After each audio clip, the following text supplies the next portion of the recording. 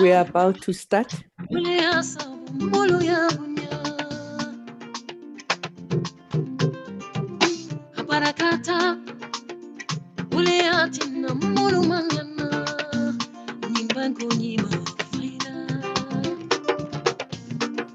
Francis, can you hear me?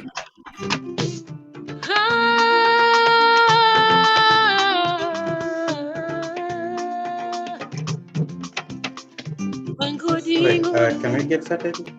Yes, Francis.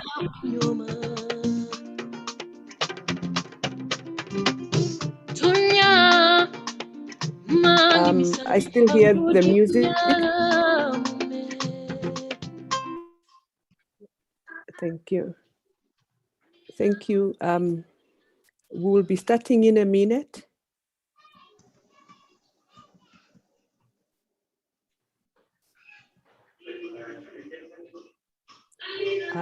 I'll ask you to mute yourselves. Thank you.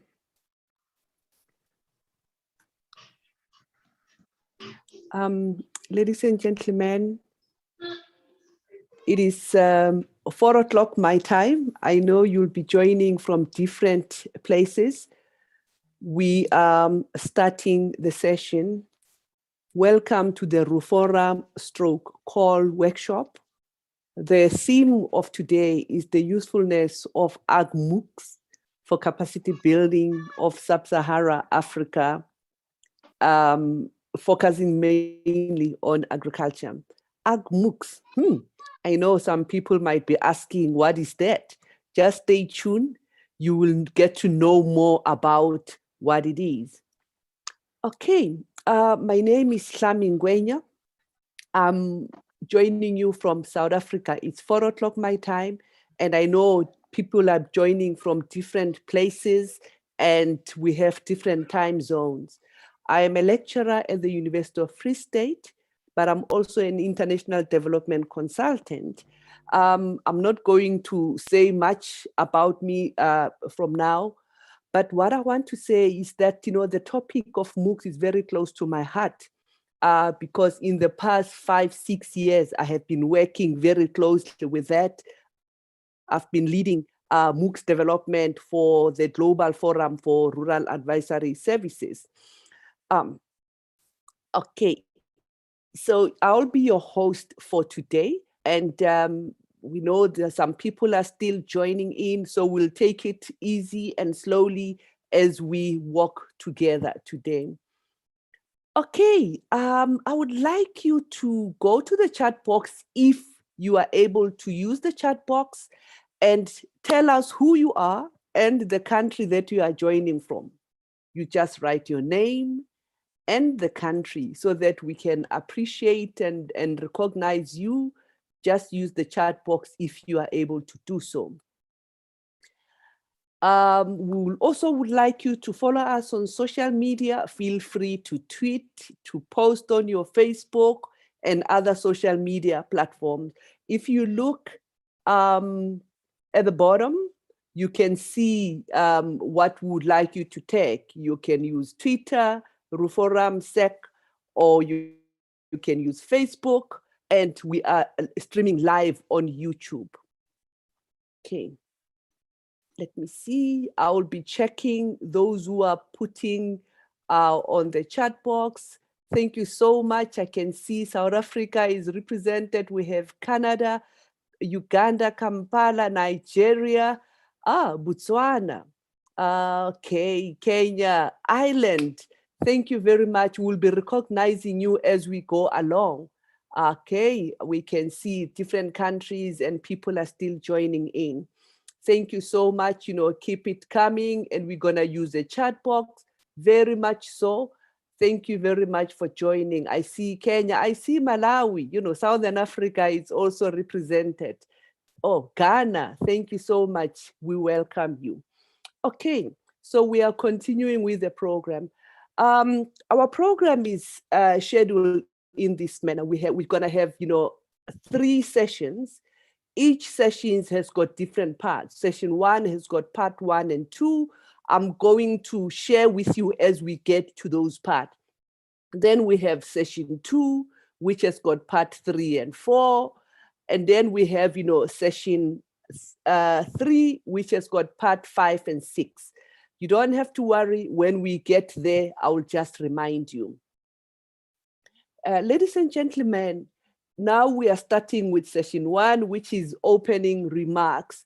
At this point in time, we will get, opening remarks from 2 hosting institutions. On one hand, we have CALL. On the other hand, we have, RUFORUM. Before I call them, let me just tell you a little bit about who they are. From CALL, it's going to be represented by Dr. Balaji, who is the vice president there. One thing for sure that I like so much about, Dr. Balaji in relation to what we are discussing today, he is a specialist in information and communication technology. I'm not going to read, the entire bio so that I can be able to give him enough time to welcome us and share the opening remarks. You can see on the screen, you can read for yourself.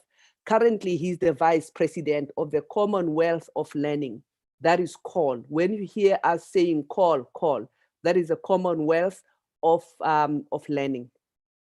The second speaker who's going to welcome us, he's also a co-host, is going to be Professor Adipala. He's the executive secretary of RUFORUM.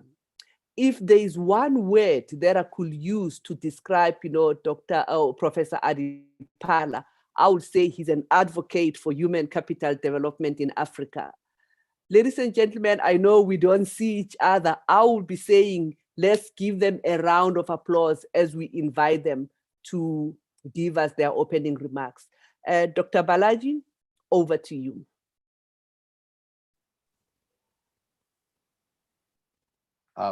Thank you. Thank you, Dr. Lami Ingvenya, Dr. Adipala, colleagues. This is an honor for... Dr. Balaji, just one moment. David, would like to see him if that is possible. Is it possible? Looks like my video is sharing is not enabled. Yeah, I same can try. here. Same here. David would like to see the face of Dr. Balaji as he speaks. Are you able to enable him to share his, there we go. Thank you so much. Okay, thank you. Yes. Thank you, Dr. Ingvenya, Dr. Adipala, Dr. Nakaiva, and colleagues at RUFORUM, distinguished speakers, fellow panelists, and participants in this forum who have come from all across Africa, Ireland, and Belgium. It's an honor for us in CALL to join this session. As you know, Commonwealth of Learning is one of the organizations in the family of the Commonwealth, with the difference that we are an intergovernmental organization, meaning we are founded by prime ministers of Commonwealth countries, much in the same way the Commonwealth parent body, Commonwealth Secretariat, is founded. We were founded in 1987. We are very graciously hosted by the generosity of people and government of British Columbia in Canada as a UN organization. We are based in Vancouver. We have been operating in many countries, 18 countries in sub-Saharan Africa, which are members of the Commonwealth. And of course, we use English as our operating and working language. We have been very invested in agriculture since almost 1999. That's when the lifelong learning for farmers as an initiative of CALL was launched, because the leadership then recognized, the board then recognized the importance of distance learning in agriculture and continued professional development agriculture through open and distance learning. This was, of course, long before organizations such as CGIAR started to take interest in this area, long before FAO started to take interest in this area. As a continuation, we started to build online learning programs which are open for continuous professional development, as well as to provide supplementary courses to aspiring undergraduate students all across the Commonwealth. That's how AgMOOCs started. It actually started in India, and it continues to be anchored in India as a consortium. Our effort is to move this experience into the milieu of sub-Saharan Africa as well. because as Dr. Adipala's work shows, and many of you are even more aware, the importance of human capital development in agriculture in meeting food security requirements in sub-Saharan Africa has never been greater. The pandemic has been a development that has brought online learning and agriculture even closer. Earlier, I used to be a staff member of CGIAR for 10 years. I worked in ICRISAT, so I used to work in the campuses in India as well as in diverse campuses in West Africa, as well as in Southern Africa, like Lilongwe. And my own experience was that the leadership of international agricultural research somehow believed that distance learning, especially online learning, and agricultural education were not really gelling together. But that has changed. Now we have even our facilitator, Dr. Engvenia. I see that she's associated with GIFRAS and has been associated with MOOCs as well. So there is gelling taking place. However, there is quite some distance to go. As my colleague, Dr. Moses Teniwa, will talk about, less than 1% of global MOOCs are in the sphere of agriculture and food security. They really, that proportion is really small. There is still a long way to go. Most agricultural universities still attempt to treat online learning as an incidental one, as something that you can overcome as soon as the pandemic passes. Although we have now amongst us a number of very distinguished speakers who are deans or heads of distance learning entities inside agricultural universities. It's a great development for me to know. I do believe that open learning and online learning have become well-established practices in different parts of the world in general higher education. And we have Dr. David Porter here, my esteemed colleague, who's a leader in this area, and he will speak to you about, he will speak to us about the importance of online learning and the whole practice for advancing human capital development in multiple areas, including agriculture. And my own colleague, Dr. Moses Teniwa, who will deliver the keynote presentation and the lead presentation, has worked very hard, and he has sort of seen AgMOOCs through a very difficult time of pandemic in different countries. And his record was that he was able to achieve something like 12,000 learners registered in single courses. And he was able to manage the platforms also with great success. And my own expectation is that this very great network that we have here before us, thanks to RU Forum, will be a prime mover of open online learning on scale or without scale in all of sub-Saharan Africa in such a way that the minor challenges that have recently arisen to food security in the region due to pandemic can be overcome through great processes in human capital formation and development. I once again want to thank you all for, thank RU Forum for this opportunity, and thank you all for joining this event. And I look forward to hearing the speakers. Now, one note of apology is that because of a prior commitment, I have to leave a little earlier from this meeting to attend a management meeting here at the Commonwealth of Learning. My apologies, and Dr. Moses Teniwa has kindly agreed to fulfill my role there. Thank you. Thank you so much, Doctor. We really, really appreciate your presence. Without any waste of time, I'm going to call upon, Dr. Adipala to give us his words of, welcome. Prof, over to you. Well, good afternoon from Uganda to our moderator. Good afternoon, everybody from where you are, including people in Canada. Really a great honor to have you. And I'll tell you, if it was a face-to-face meeting, you could probably have seen Lami dancing for us to move this process. So it's a great, great honor that we have such an energetic moderator. As she mentioned, she's from the University of Free State in South Africa. Thank you very much for accepting to moderate this event. Thank you very much, distinguished panelists. We look forward to hearing from you. And thank you, the participants. I welcome you to this virtual workshop on capacity building of Sub-Saharan Africa agriculture, which will focus on the usefulness of agricultural massive open online courses. This is a welcome development because last year, the Forum Board of Trustees took a decision to work collaboratively to intensify and promote the use of online learning across Africa. As you're already aware, this virtual workshop has been made possible by the support of the Commonwealth of Learning. And I thank the management of the Commonwealth of Learning, represented by Dr. Balaji, who is the Vice President of COL. We deeply appreciate the work that you are doing in Africa, especially in Sub-Saharan Africa, to support Sub-Saharan agriculture. You and me are aware that there have been several efforts to build the capacity for Sub-Saharan African agriculture by different actors over time. We greatly appreciate all these efforts. However, we have not yet met the needed critical number and caliber of trained graduates to spur development in the continent.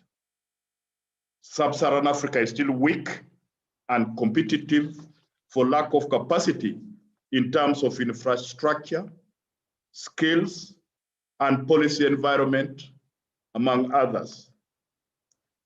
One of the approaches being pursued by Reform and its partners is to adopt the use of information and communication technologies by universities in the delivery of agricultural teaching and learning in the form of online courses. This is very important to our continent. Many of you are aware that as a result of the COVID-19 pandemic, the education divide has been made worse. Nevertheless, there are various efforts in the continent, including at the lower levels of education value chain, to integrate online learning. As university, the need and the urgency is even greater. This virtual workshop has come as a result of collaboration between COL and Forum, and it is targeting leaders within African higher agricultural education institutions in order to rally support for development and uptake of agricultural open online courses. Being a network of 129 universities in 38 African countries, with a focus on developing responsive capacities and interventions to improve livelihoods in Africa, we have been holding several convenings that reflect on various facets of higher education, agriculture, and food and nutritional security. This virtual workshop is certainly one of those convenings which will allow us to engage with various stakeholders to discuss the development and implementation of MOOCs for the agricultural sector.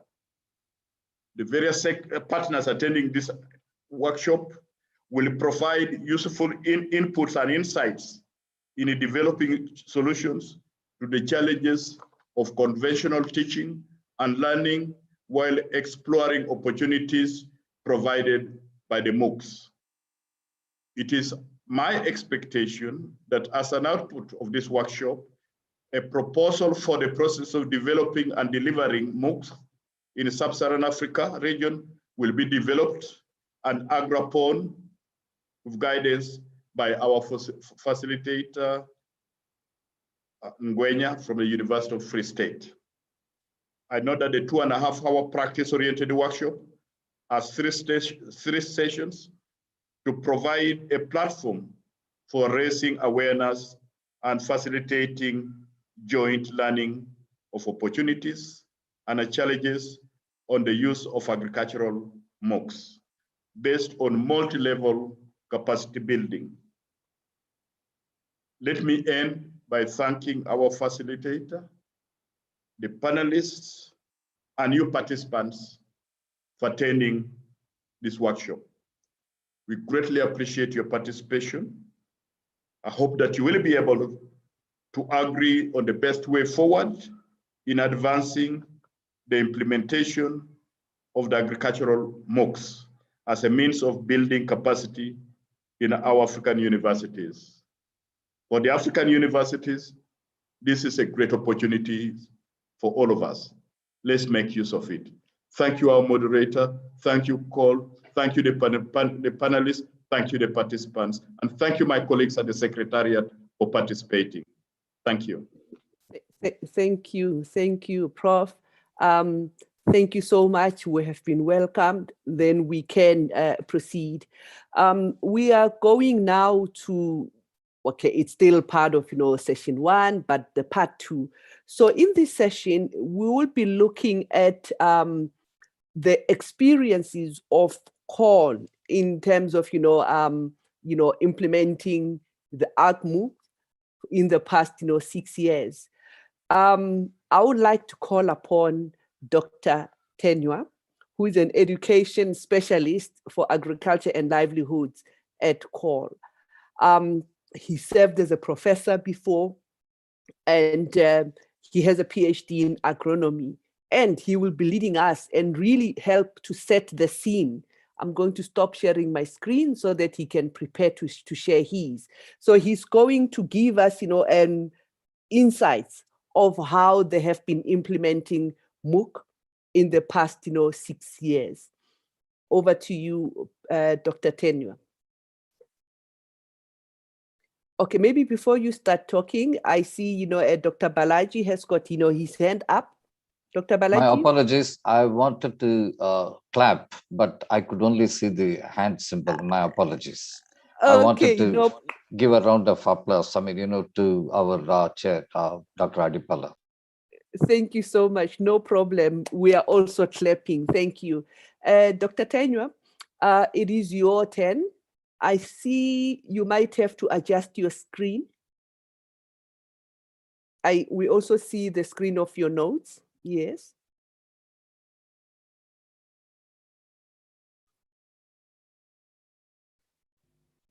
Okay, as he's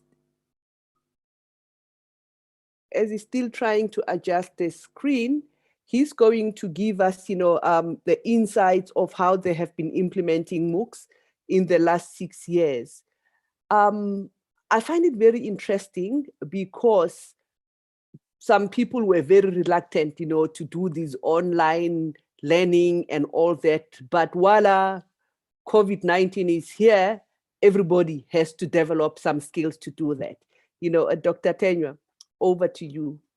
Your screen is still adjusting, but I think you can take over and start, presenting. It's okay. Over to you. You're welcome. You might be on mute.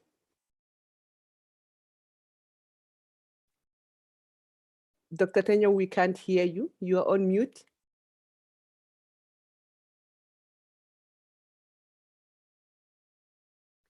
You are still on mute.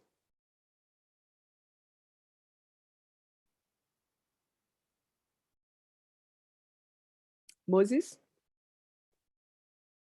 may you please unmute yourself?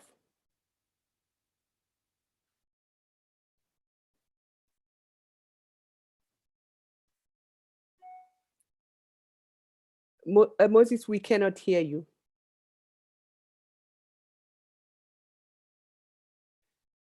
Moses, is it okay if I present from my side?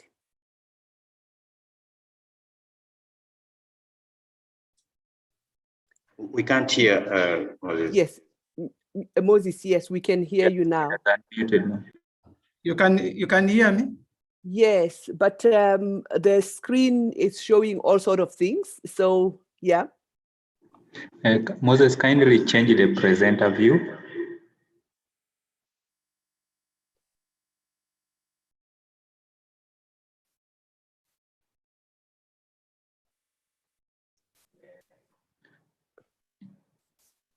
Moses? Yeah. Click on play. On what? On play.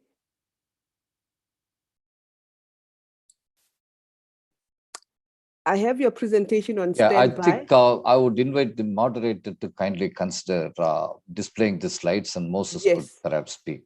We will all save time. Thank you. Yes. Moses, may you please stop sharing? I will share your presentation from my side, if that is fine. Thank you. Okay, so this is technology. There we go. Over to you. Thank you. And I wish to take this opportunity to thank you, the moderator, to thank the management of Commonwealth of Learning, the management of the forum, the moderators, and all participants. I'm going to share on the insights. Go ahead. Starting with the saying by the former president and CEO of Commonwealth of Learning, open education broke open the iron triangle of access, cost, and quality that had constrained education throughout history and had created the insidious assumption still prevalent today that in education you cannot have quality with exclusivity. Next. AgMOOCs. I will be talking about our experiences with AgMOOCs. And AgMOOCs are a set of massive online open online courses in which agriculture courses are included. So it is in the domain of agriculture. It is designed for, in theory, for unlimited number of participants, and as such is related to the scalability of the education service provider. It is accessible at no charge. It requires no entry qualifications, and all elements of the course provision are provided fully online.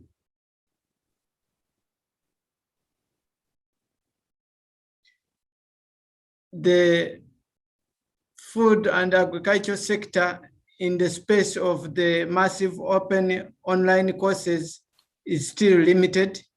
As Dr. Balaji mentioned, there are still few courses that are in the domain of the MOOCs from agriculture. Class Central, which catalogs all the courses in the MOOCs, has a record of only 276 out of 30,000 MOOCs cataloged with the agriculture topics. And so the Commonwealth of Learning has been a pioneer in this area.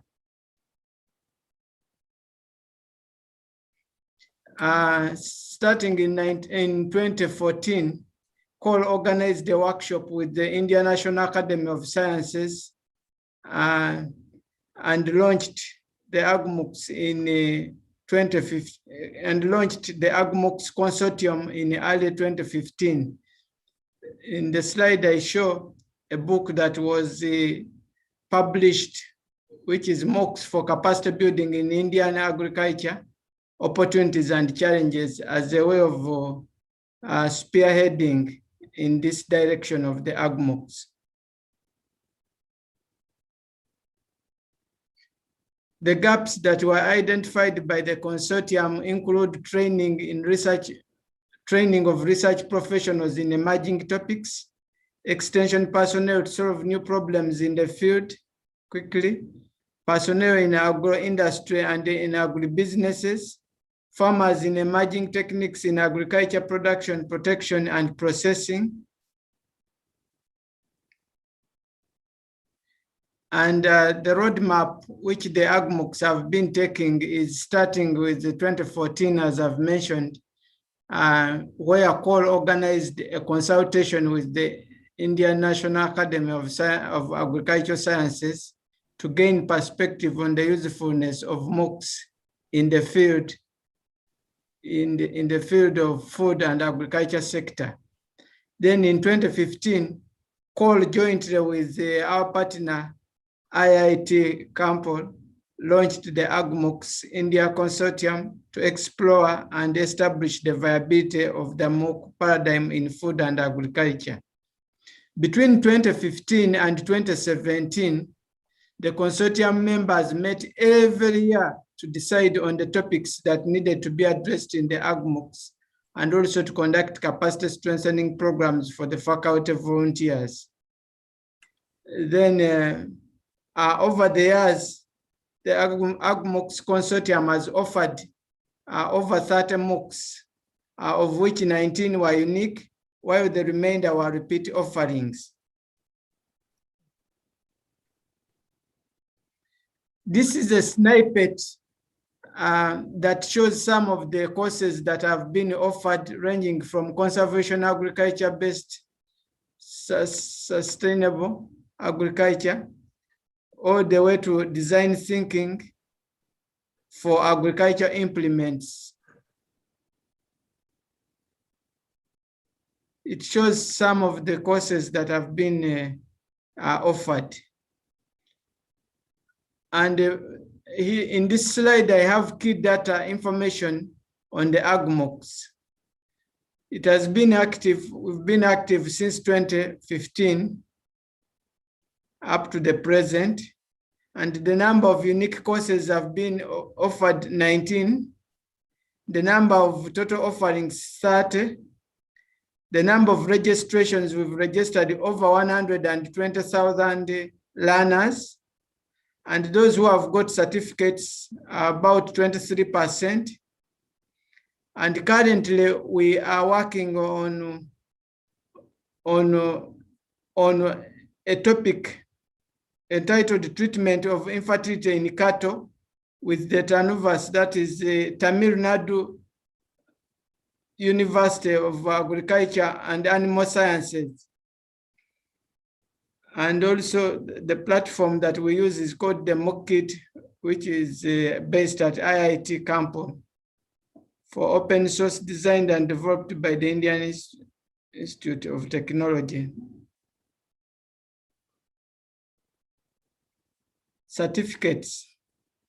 The courses and certification were offered free of cost, with certificates carrying high credibility as they were issued by the Center for Development of Technical Education, IIT Kanpur, alongside with the Commonwealth of Learning.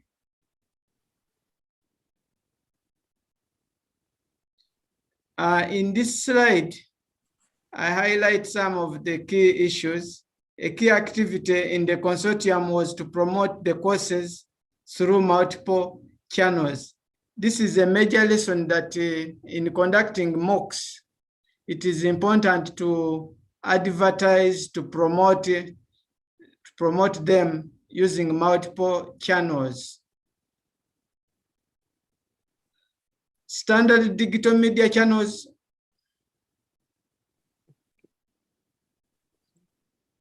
Standard digital media channels are used exclusively, including email and social media campaigns.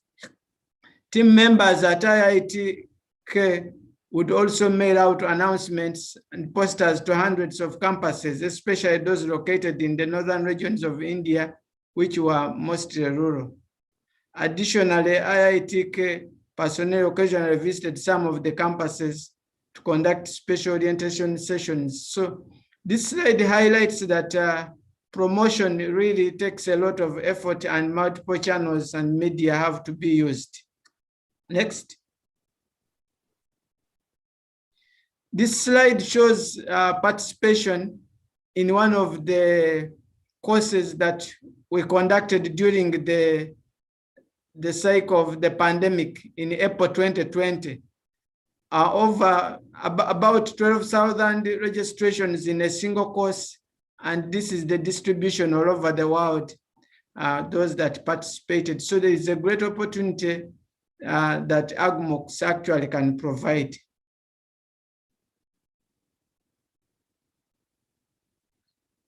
Our experiences.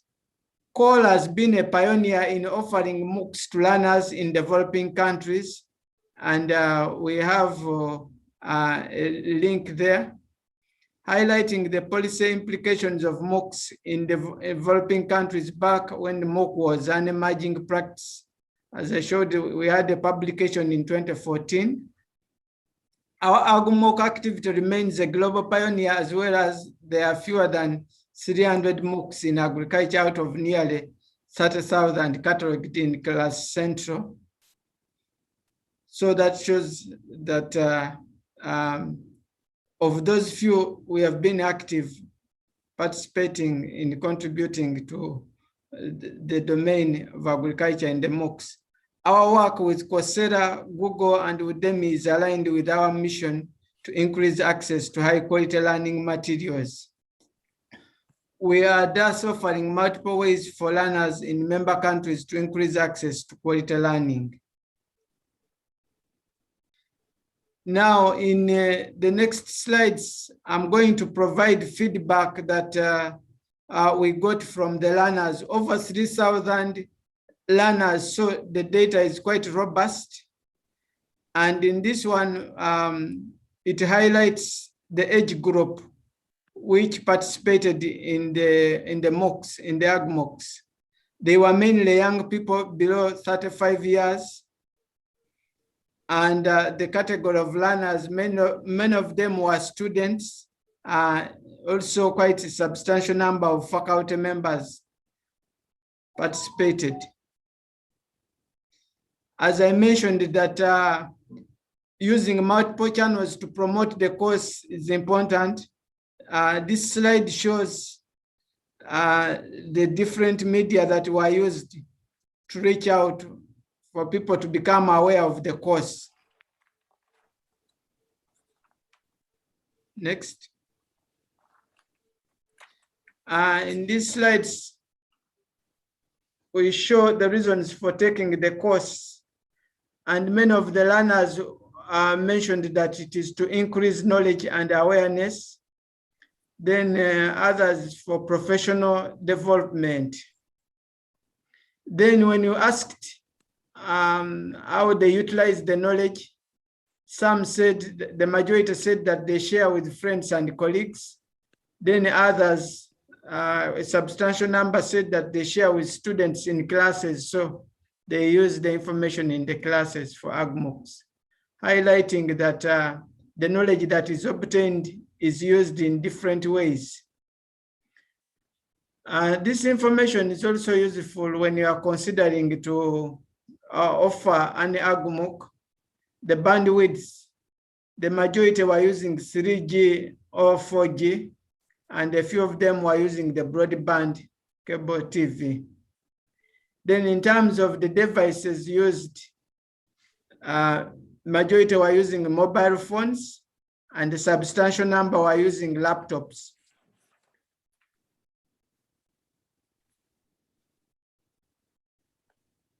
Accessing content and sources of the videos. So when asked which media were used to access the content, the majority were using videos and some bit of PDF and audio. Then asked the source of the course videos. The videos were downloaded from the platform itself, the majority of them.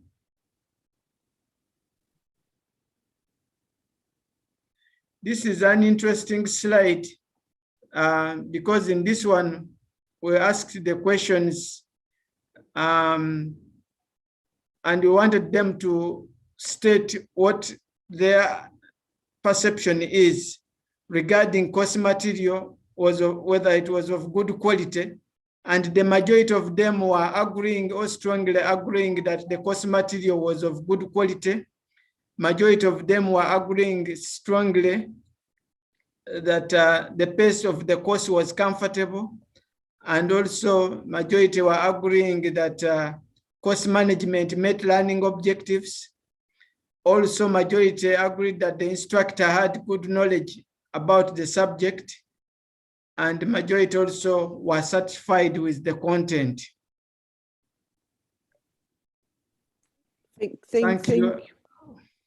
Yes, thank you so much. Let's see, I'm going to stop, sharing the video, and really thank you so much. We're gonna continue. I know people might have, some questions. Let me look at the chat box. David, may you please help me look at the chat box if there are some questions that are upcoming, so that we we pick, whatever questions that are coming. But Yes, there is a question. There is a question. Yeah, may you please read it for me? The question is coming from Fikadu, and Yes. he's saying that I'm Fikadu from Jimma University, Ethiopia. I have a question for the presenter. I'm sorry, it is my first time to attend the lectures related to AgMOOC. What makes AgMOOC different from other e-learning platforms? Okay, and it is time to ask the questions. David, do you want to respond to that question quickly? What Moses, makes it more? Yeah, Moses, sorry. Yeah, thank you very much. AgMOOCs, it is offered, the course is offered free of charge. Mhm. No, I could supplement after Moses finishes. Thank you. Yes, please. You can go ahead and supplement. Please go ahead and supplement. Thank you. AgMOOCs is essentially a brand name. The MOOC platform that we use is kind of an open source one that was custom built by our partner in India, Indian Institute of Technology. The difference between a standard MOOC platform and any e-learning platform is that a MOOC platform is highly scalable. It can work with 10 students. It should be able to work with 100,000 students without change in configuration. This is a fundamental requirement, and this platform meets that. And secondly, MOOCit that we use in AgMOOCs, it's designed as an entry-level platform. The reason being that a lot of faculty in the sector of agriculture are not quite familiar with online learning. And if we introduced a very sophisticated platform with high levels of sophistication in assessments, the possibility that the training would be delayed is very, very strong. So to help them go through training very quickly and get on to offering courses, this platform is called an entry-level platform, and it is used quite extensively in other sectors of development as well. And the power-related issues, I don't know if you're talking of students or if you're talking of the management. The course management will have no power problem because it's hosted out of Amazon Web Services, so there's no problem with power. And in terms of bandwidth, it utilizes very low bandwidth. The videos are mostly hosted on YouTube, which is also quite bandwidth sensitive. There could still be problems, but as you saw in Moses' feedback, people found that they found it very, very easy to access the course material. Thank you. Okay. While we are still there is another question. I'll take one more question. The question is, why is the level of certification so low? We're looking at 23%. And Stanley, it's also asking to get the link to the AgMOOCs, please. Thank you. About the certification, certification, no, it is not low. It is actually higher than world average, because if you're familiar with MOOCs, you would note that the world average is about 10% or less. Whereas in AgMOOCs, it's consistently about 20%. So it's actually higher. The open online learning always has low certification. So that's the reality. And this is higher than average. The AgMOOCs, I think, Moses can send the link via chat line. Thank you. Thank you so much. Yes, David has already posted, look at the chat, you will see the link is there. For now, I'm not going to take questions anymore, but I see them. What I would like to get from their participants, I know some of you might have experiences elsewhere. I would like you to go to the chat box and share your experiences of using MOOCs. If you have any kind of documentation where we can get evidence or any kind of links, go to the chat box and share your experiences. And if you have ideas of how feasible the MOOCs can be, especially AgMOOCs, go to the chat box and share your experiences as we proceed with the program. I promise you, I might get some slot somewhere so that we can take, some extra questions that are coming. I hope we are together now. Okay, now we are moving to session 2. And thank you so much, Moses, again, and Dr. Balaji for that input. Now we are moving to session 2. So with session 2, we want to see the role of faculty and leadership in really contextualizing, current skill sets and all that. And how are we going to do this? We are going to have an input presentation, and we are going to get, 2 people who will be discussing, or they will become our discussant. I would like to encourage you, as our presenter is speaking, that is Professor Muyinda, all the way from Makerere University in Uganda. He's going to share his presentation. And if you have any question, go to the chat box and pose those questions, and we'll take it as we go along. Dr. Muyinda is a senior lecturer and the dean of the School of Distance and Long Life Learning in Makerere University. He's got a PhD in information systems. Professor Muyinda, the stage is yours. Please feel free to share your presentation. Yeah, feel free to share your presentation. Yeah. Mm-hmm. Yeah, let me attempt to share my presentation. I have it on standby in case. Yeah. I think mine is going to work out probably. Okay, perfect. Okay. I can see it. Thank you. Okay. Yeah, is it okay there? It is okay. Go ahead. Thank you so much. Okay. Yeah, I want to also take this opportunity to thank the organizers of this workshop for inviting me to be part of the people sharing their experiences in this workshop. So I was asked to present on capacity building and training needs of academic staff to offer online learning and feasibility of AgMOOCs for capacity building of sub-Saharan Africa agriculture. Without much ado, I'll dive into the presentation since I really have very limited time. And I want to thank the the moderator for introducing me. I am a professor at Makerere University and the deputy principal of the College of Education and External Studies at the same university. Yeah, so when I was asked to give this presentation, I quickly looked at some of the work that we are doing currently at the university following the outbreak of the COVID-19 pandemic. I was tasked to chair a committee to fast track the implementation of e-learning at Makerere University.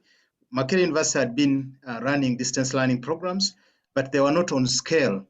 Not all programs were actually running on the ODEL system or open distance and e-learning system. And so we had to migrate all the courses, all the programs onto the ODEL system. And so that required us to be able to prepare the entire university, prepare faculty, the teachers, and prepare students to be able to migrate to the new mode of delivery. And after we did that, the university reopened because it was closed on the 20th of March, 2020. And then along the way, until 5th of October, we were closed, just like another school, another nursery school, and so on. So between March 2020 and 5th of October, we had to prepare ourselves to see that we reopen. And so we were able to prepare teachers and students and other systems to be able to adopt to the new mode of delivery for the entire university. And having run successfully on the ODEL system, we were able to conduct the final examinations, though not online, but we were able to conduct them at the university in December to complete a semester that we had not completed. So we, after that, we wanted to find out how this whole system had gone, how we had been able to organize ourselves and be able to take off and be able to reopen the university. So we undertook an evaluation of our action. And so it's from this evaluation that I am pinning, or I'm underpinning my presentation. And I chose to pick a few just a few findings, a few quotations from the evaluation. The first one is, I did what my lecturers told me to do. When they asked us to meet in class, we went, because we adopted a blended learning system. So there would be some class sessions. When they asked us to do online activities, we did. That was the first student. The second student said, it is costly and tiresome to sit behind Zoom lectures from 8 a.m. to 5 p.m., 5 days in a week. This online learning thing is very impossible. It's impossible. That was student B. I didn't want to mention the names because there were no names actually. Then another student said, it was my first time to learn online. I didn't know what to do. And then that was from students. Now from the lecturers or the faculty or the teachers, we got two quotations. The first quotation was saying, my course cannot be taught online. It requires real life field experience. So I did not bother undertaking your trainings. So we asked them why some people did not undertake our trainings. And that's one of the snippets that came through. Another one said, online teaching freed my time. I uploaded content for the learners to serve themselves as I went to do my other academic engagements. That was another teacher. So my presentation, therefore, is based on these findings. So how did we interpret this information that we are getting from the different students and lecturers? The first quotation, where students said they followed their lecturers, to us, it means that the teachers still play a very important role, even in online teaching and learning. So many teachers actually fear to go online, thinking that their jobs are going to be taken up. But the teachers are still a center in online learning. We also see that success of online teaching and learning depends on the teacher's acceptance and adoption of the same. So if teachers accept and adopt online teaching and learning, then the students will also follow suit. Then the other quotation, which was talking about cost and being tiresome. We trained our teachers not only to use Zoom, but we train them also to use asynchronous methods of online teaching using learning management systems. Makerere University has adopted Moodle-based learning management system and branded it as Makerere University Electronic Learning Environment, or MWELE. So the teachers had an option of using Zoom and also using MWELE. They could use Zoom for synchronous lectures or synchronous meetings, or live meetings, and then they could use MWELE for asynchronous meetings and asynchronous learning, where learners would be able to go there and find activities and do activities. According to us, we have found out that because teachers have more or less actually sided with using Zoom other than the learning management system. So we found out that teachers find it less demanding to mimic classroom teaching practices in online learning environments. So they still have that mindset where they want to take what they do in the class and take it online. So because they feel that what is in class actually is easier to do than what is online. So when classroom practices go online, we feel that the dividends of online pedagogy are not attained. That's our interpretation. The other one was that there was limited capacity for asynchronous online facilitation. The teachers actually did not have enough training on asynchronous online facilitation. And also we found out that, or we interpreted that there were no instructionally sound courses on the LMS. At that time, when we asked lecturers to go online, we asked them just to put whatever you have online, put all the materials that you have online so that students can find it online, because we're having an emergency system. So it was kind of an emergency open distance and e-learning that we were implementing. And a few teachers had developed courses truly online. Then we also found out that the cost of internet will make online learning unaffordable, because internet in Uganda is quite expensive, and therefore, and also not easily accessible by many people in the rural areas. And so if we don't work around the internet costs, then online learning becomes unaffordable. My course cannot be taught online. One of the lecturers who said, my course cannot be taught online. It requires real life field experience. For us, we took this statement to mean that the teachers lack, or this teacher lacked, capacity of harnessing affordances of different online teaching and learning technologies, because there are so many technologies which with affordances.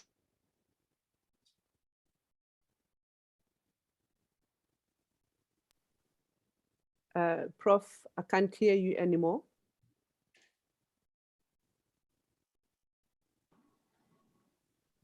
I think his network is not stable.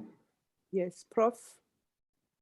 Okay, while Prof is still trying to get the network, ladies and gentlemen, use the chat box to ask questions.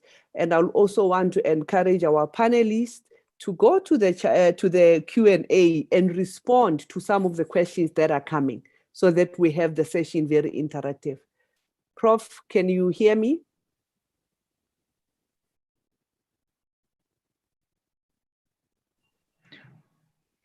Prof, we have lost him. I think we might have lost, yeah, we might have lost Prof. Yes, you know, this is what technology does sometimes.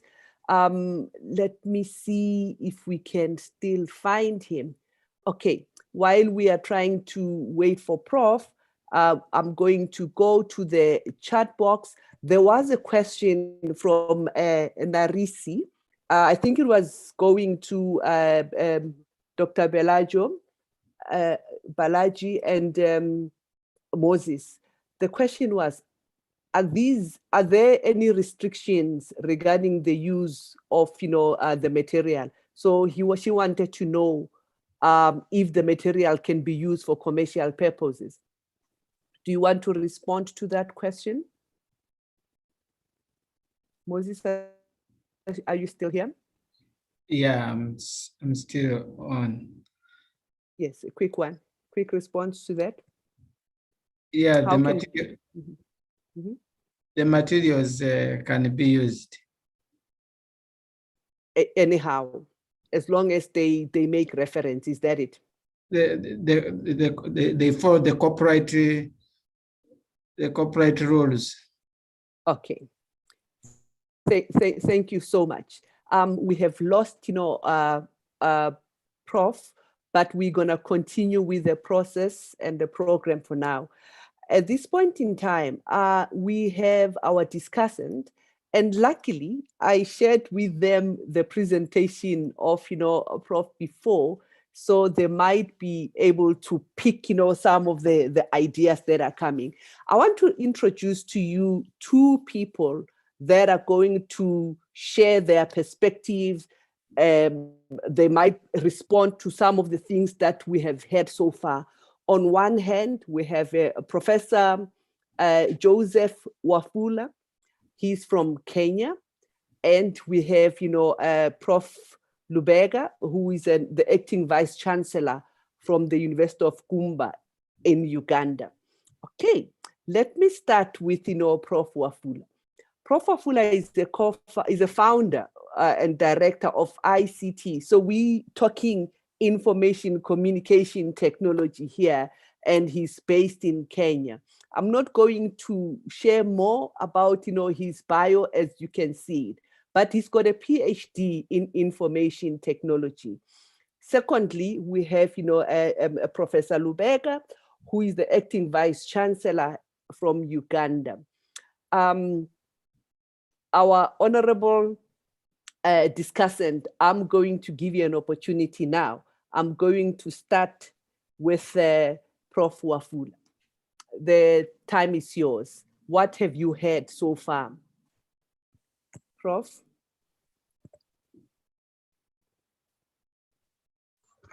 Prof. Wafula? Yes, thank you so much. What have you heard so far? Yeah, thank you very much, moderator. And good evening. I think it's evening, it's afternoon, some places, participants. I'm glad to participate on this forum. So far, what I've had is a very good way of opening knowledge and increasing our productivity, increasing our knowledge products. MOOC is giving us an opportunity to explore other ways that otherwise had been left out, to encourage laggards, people who may be saying limitations of infrastructure, limitation of skill, to try and join and harness the knowledge that is already out there. But what I would say that is remain a concern is the issue to do with the question that we've just tried to answer last. Who owns the content? That in itself is a deterrent from people openly sharing their knowledge and content, while the platform and the environment is created. The most important thing ultimately is the value of the content that is being passed on those platforms. So the question remains, are we getting the best and most useful content that is timely being shared through this platform? That is not to interrogate that MOOC is not doing that, but that is a cross-cutting question. Because sometimes when we deal with open, especially anything called open, there's that clause that maybe there's something that is more valuable hidden somewhere. Unless you pay for it, then you can get it. But we want to encourage our knowledge providers, those who already have this knowledge, and more so, presumably, the knowledge you have has already been paid for by the public domain, or it has been catered for by a partner or a funder. It was a research output, or it's just knowledge that is good for the community. We want such knowledge to be shared through such channels, and also to see a way in which other useful information that tempt people to hold back, find a model, a sustainable model where they can subscribe to and win them to come and share on such platform. So that is one of the observations I've made so far. Okay, maybe before I let you go, let me ask you one question. What do you think should be the role of academic staff in promoting online learning? Yes, that's a very pertinent question. And the role of the academic staff in promoting online is because one key role that they cannot run away is that they are the ultimate trusted conveyor of this information to the public and the student, as it were. Even if you had a university with all the technologies available, without the academic staff buying in and accepting to be on the front line to offer that, it's very disappointing to see a member of staff on the last presenter I was giving, who said, I do not really find my course cannot be delivered through this media. That in itself is instilling fear and credibility questions that are going to be raised by those who are making effort to deliver the same content. The people who are saying engineering cannot be taught, agriculture is practical, medicine is practical, it cannot be taught by this. But we really, while that sweeping statements are not true, there are certain areas, there are even simulations and modeling that now can explain some things in engineering much better than any physical experiment, even in human medicine. So we need to understand that things have moved, there are tools, there are technologies, but we who teach, who are the academic staff, should watch very carefully what we put forward, because we can become a stumbling block from people migrating into this space. Thank you so much. I will actually come back to you again. I would like you to look at the chat box, especially the Q&A. There is a very interesting question from Josh, and I'll give you an opportunity to respond to it. If you are able to look at it, just look at it in the meantime. I'm going to call upon, Prof. Lubenga. Prof. Lubenga, what have you heard from so far? Thank you so much, moderator. Yes, we would like to see you if we can. Thank you so much. Yes. What have you heard so far? Yes. Thank you so much, moderator, and I thank the organizers, the Commonwealth of Learning and Forum, for the opportunity. And yes, it's an interesting topic to discuss. And so far, what I've heard is about AgMOOCs, but I would really want to start it by getting the participant to understand exactly what are these MOOCs? What is this MOOC? Probably it will bring out the perspective for them to really understand that it's the way to go and it's the future. So what is a MOOC?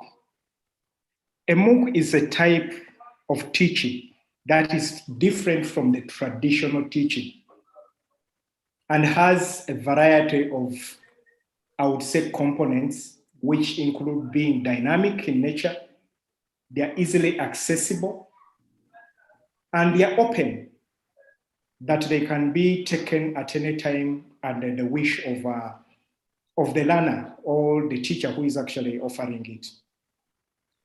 They can be taken in both synchronous and asynchronous because they are of that in nature.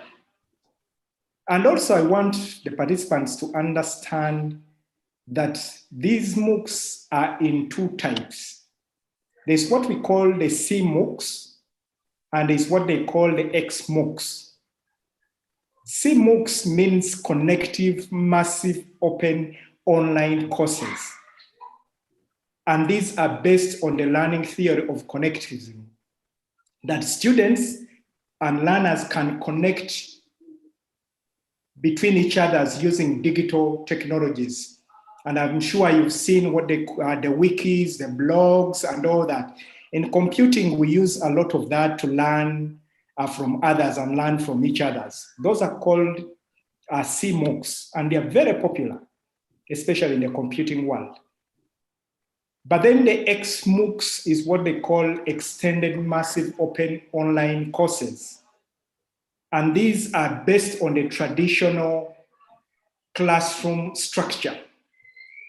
And the way they are built is around the classroom-based sort of structure, which includes the content, the quizzes, the things of that kind. And these are common today in what we call this open, for the open education, which includes the Coursera's, MIT OpenCourseWare, Udacity, Open to Study, and things of that kind. Those are called extended MOOCs.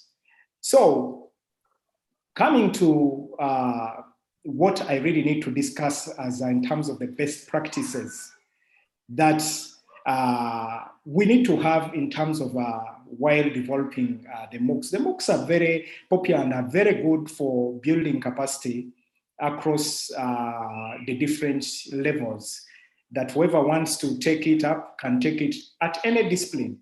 And they are usually open and free for access.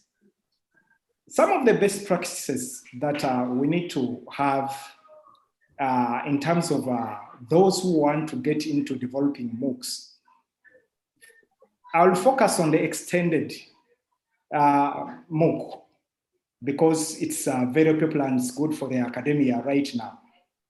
One, you need to have appropriate policies in place, both nationally and institutionally, to allow the flourishment of these MOOCs because they need to be acceptable. We need to look at the culture change. within our institutions if we are going to allow them to take grip within the institutions.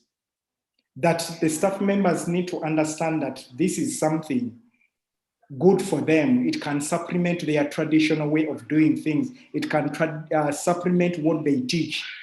As my colleague Wafula said, that you could have a simulation in there that can supplement your traditional way of teaching more than you would have actually done so.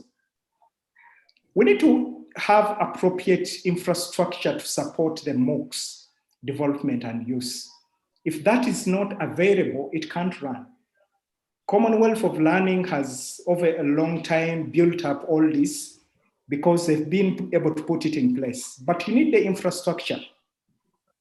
When it comes to the production of the MOOC, this is where we need to be very careful. Either you churn out a very wrong MOOC or you churn out a very quality MOOC. But you need to be able to understand, one, the different types of professionals that are involved in developing a MOOC. It's not a one person to develop the MOOC. It quite brings a lot of expertise together to be able to develop a quality MOOC to be churned out. You need to have somebody in charge of the e-pedagogy who is going to be repurposing the content and being able to author the quality content, considering the quality assurance it needs. You need to have somebody who is in charge of the financials and the workload issues around the development of the MOOC. You need to have somebody in charge of the delivery platform, the technologies that are used, because it depends if you are going to use a variety of content in there. Is it multimedia? Is it textual? Is it whatever? Somebody who is in charge of the technologies that are involved in developing the MOOC. Who is in charge of the mock-up delivery of the MOOC before it is launched? And who handles the copyright issues and intellectual property rights around the MOOC that is being developed? For example, the MOOC development team may comprise, for example, a project director, project manager, video producer, an educational technologist, a content author, a senior administrator, and so on. All these are brought together to be able that you can be able to develop a MOOC of quality that considers international standards. So as we think about developing a MOOC, we need to take into consideration some of the requirements that are really needed for it to be developed.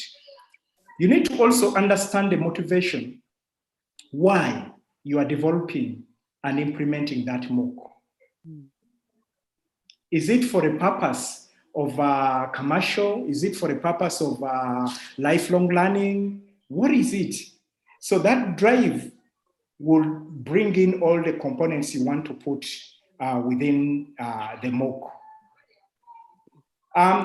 The set of skills, as I talked about there, need to be really taken into consideration, or else you might be able to develop a MOOC that is not of quality and that will not really present or give the quality of content or teaching that one would want to have. From the Commonwealth of Learning, I understand they've developed AgMOOCs, which is specifically targeting people in the agriculture sector. Despite that they have quite a lot of MOOCs over there, but what we are discussing today is the AgMOOCs, which is specifically is in a form of extended MOOC, that it has all these components and people have to take certain content and assessments and all that. It follows the structure of the educational sector. And that's what they would want to present to us from my own understanding. Thank you so much. I've learned something we talk about AgMOOCs, now there's CMOOCs and XMOOCs. Thank you very much. As we are concluding, this part, I see some questions, and I would like to pose the questions to Prof. Lubenga, Prof. Wafula, but also I see Prof. Muyinda is also back. So here, there are some few questions that I want to pose. There is one from Prof. Matthias, I think Fonte. She's asking a very critical question here to say, what tools are there to make practically oriented courses like farm practices effective using online teaching? So that is one question that is coming. But there are also two more questions that are coming around the issues of infrastructure. I think it's coming from Prof. Sanctus from Burundi. The issue of internet and infrastructure. And then there's an issue of, how other countries are actually helping students or teachers to have, the affordable prices of bandwidth. Okay, so we have those three questions. You can pick, the three of you can pick any of the questions and respond to it briefly so that we move to the next item. Who wants to take which question? I can take the infrastructure one and just give an example of how it has addressed during a COVID period. Yes, thank you. Now, what happened in Kenya is that this pandemic did not spare anyone. We all had to be asked to work from home. Of course, we have been home and back to and fro.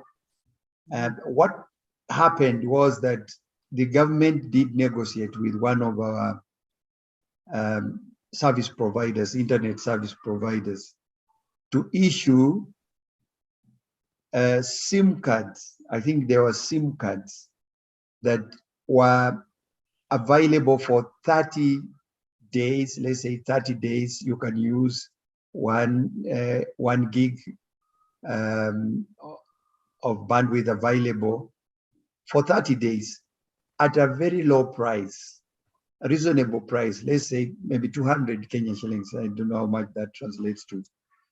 And that in itself was in collaboration with one of the networks, which I would say it was an arrangement between government and KENET. We have Kenya Education Network. I do believe this kind of infrastructure that are put in place for deliberately serving educational sector would come in very handy. I do think Uganda also still have that. I'm not sure about Burundi. But when such organizations are there, a negotiation can be made between them and government, a special SIM card is given, and for all the students who are registered, because then you will ask who's a student and who's not. Then the students need to pick this from specified offices and then use them to access. And it was not only students, by the way, they also did that for even the staff. So you'll find that that in itself was able to ease. If someone was just looking and using it for specific purposes of lectures, actually you could be able to attend and do a little bit of your research work within 24 hours. Then another day you'll get renewed the same.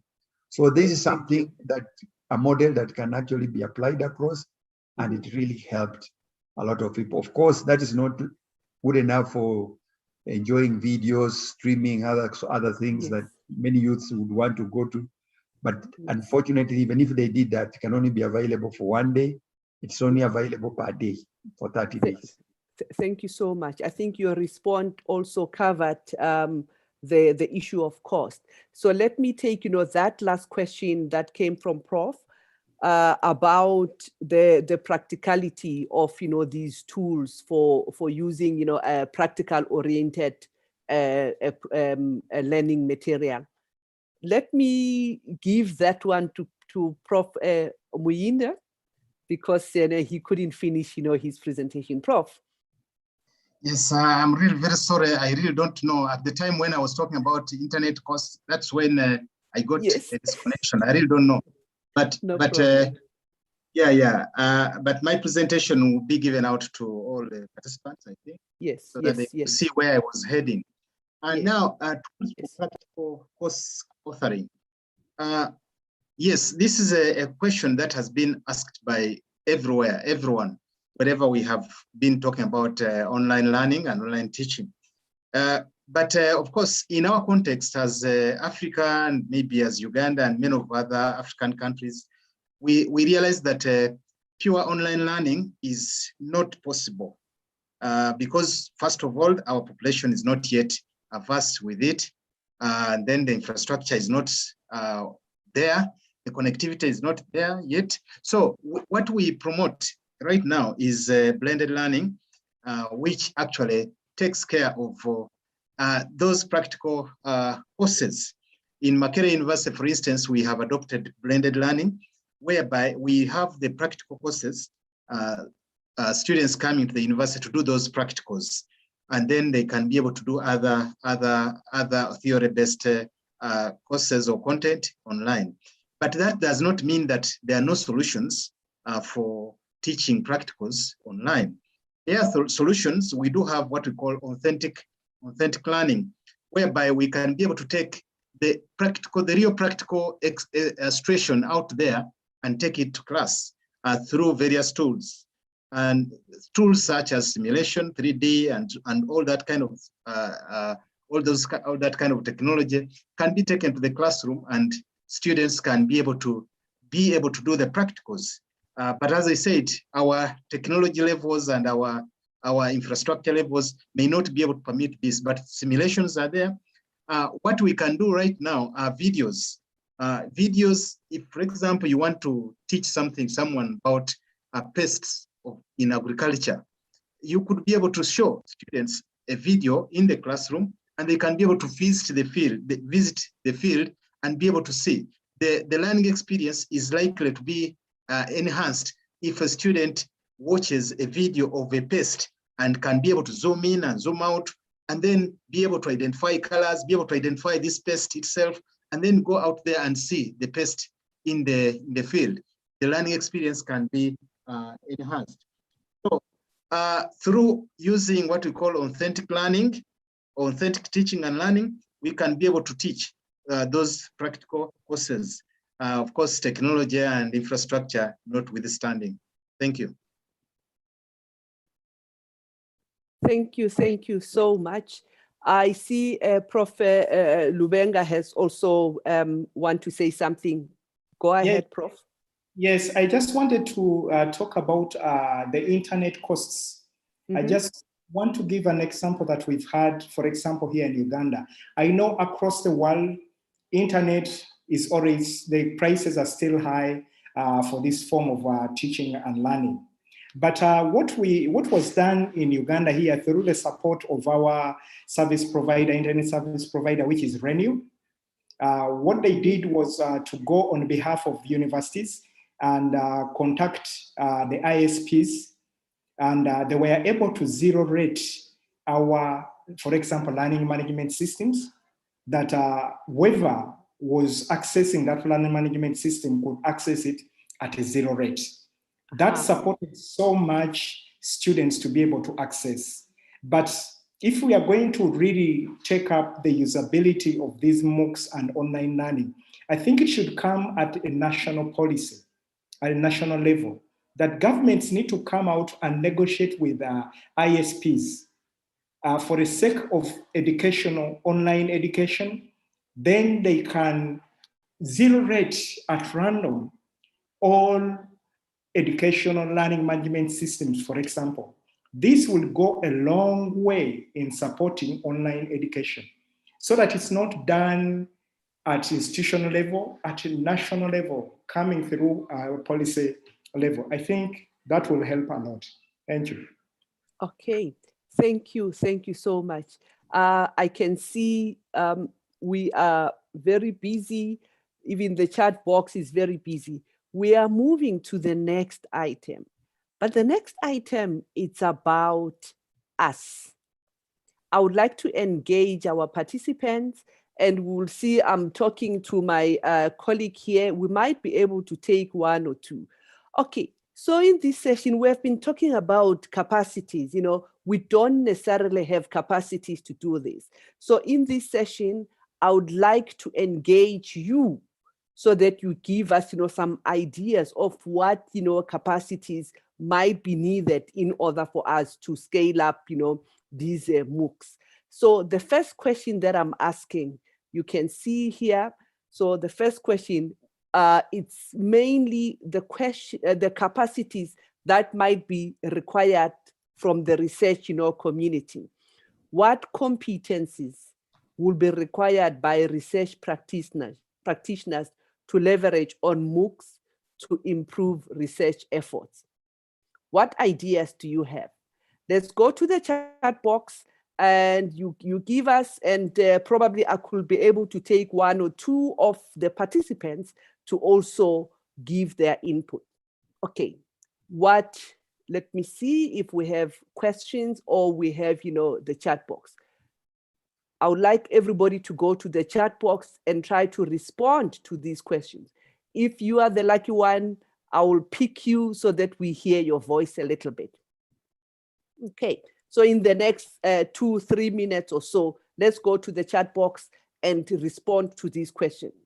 We want to hear your ideas. What do you think are the capacities that researchers or research practitioners would have in order for them to leverage on MOOCs to improve, research efforts within universities or within, research institutions?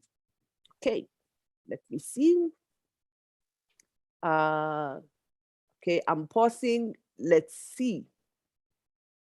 I don't see, I have to see. Yes, I have to see. Let's go to the chat box and have those ideas. And if you want to give an input as a participant, you can raise your hand and my colleague will be able to give you an opportunity to say something.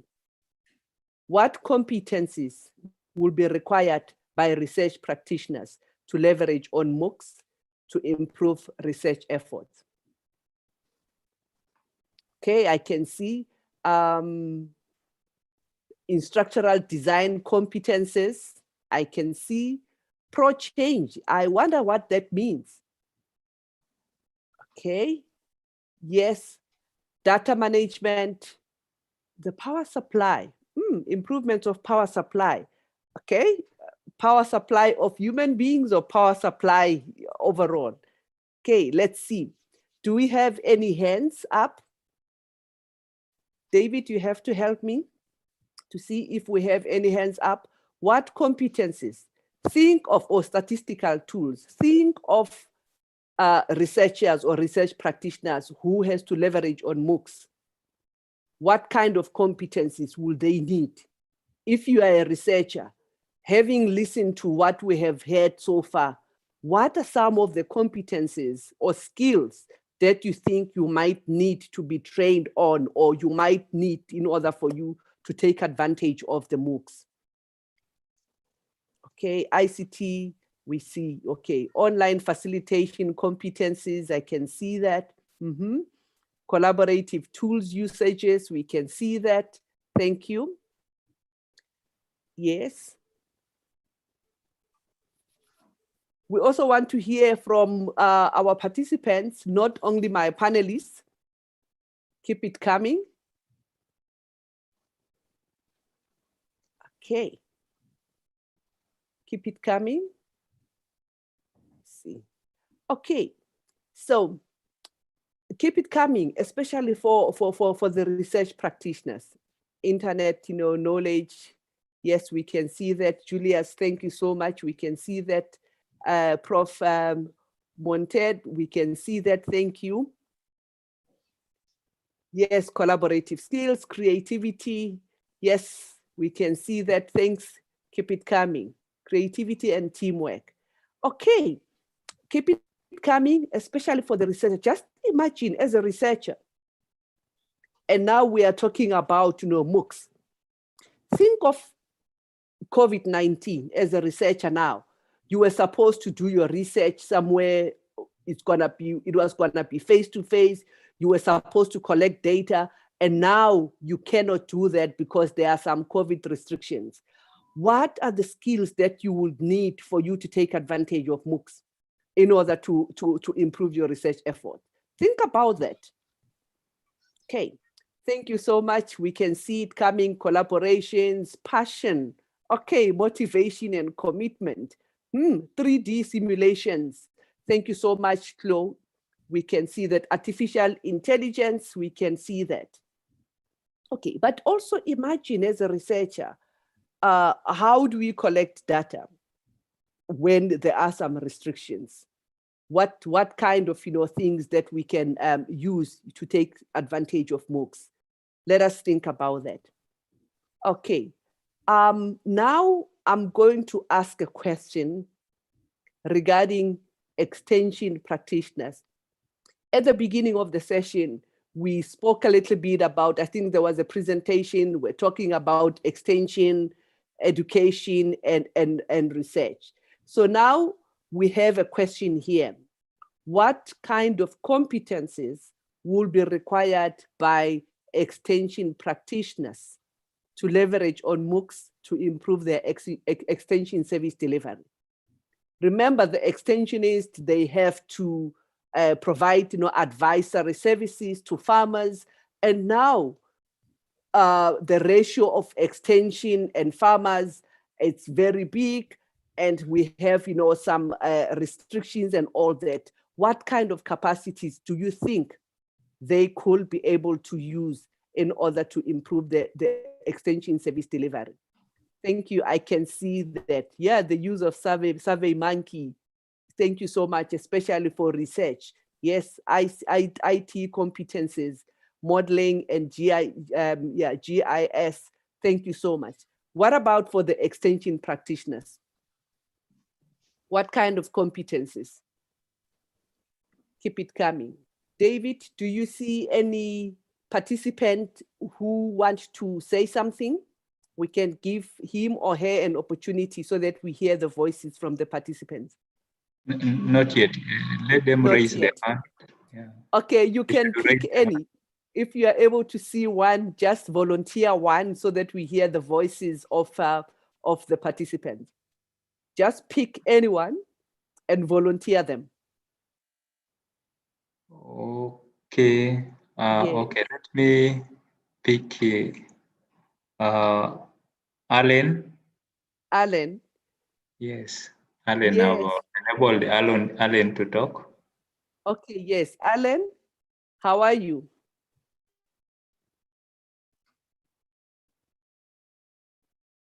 Okay. Is Alan able to talk? Yes. Yes. But she's muted. Okay, Alan, unmute yourself. You have been volunteered. What are some of the competencies, either for researchers or the extension practitioners, that you think they need to have in order to leverage on MOOCs?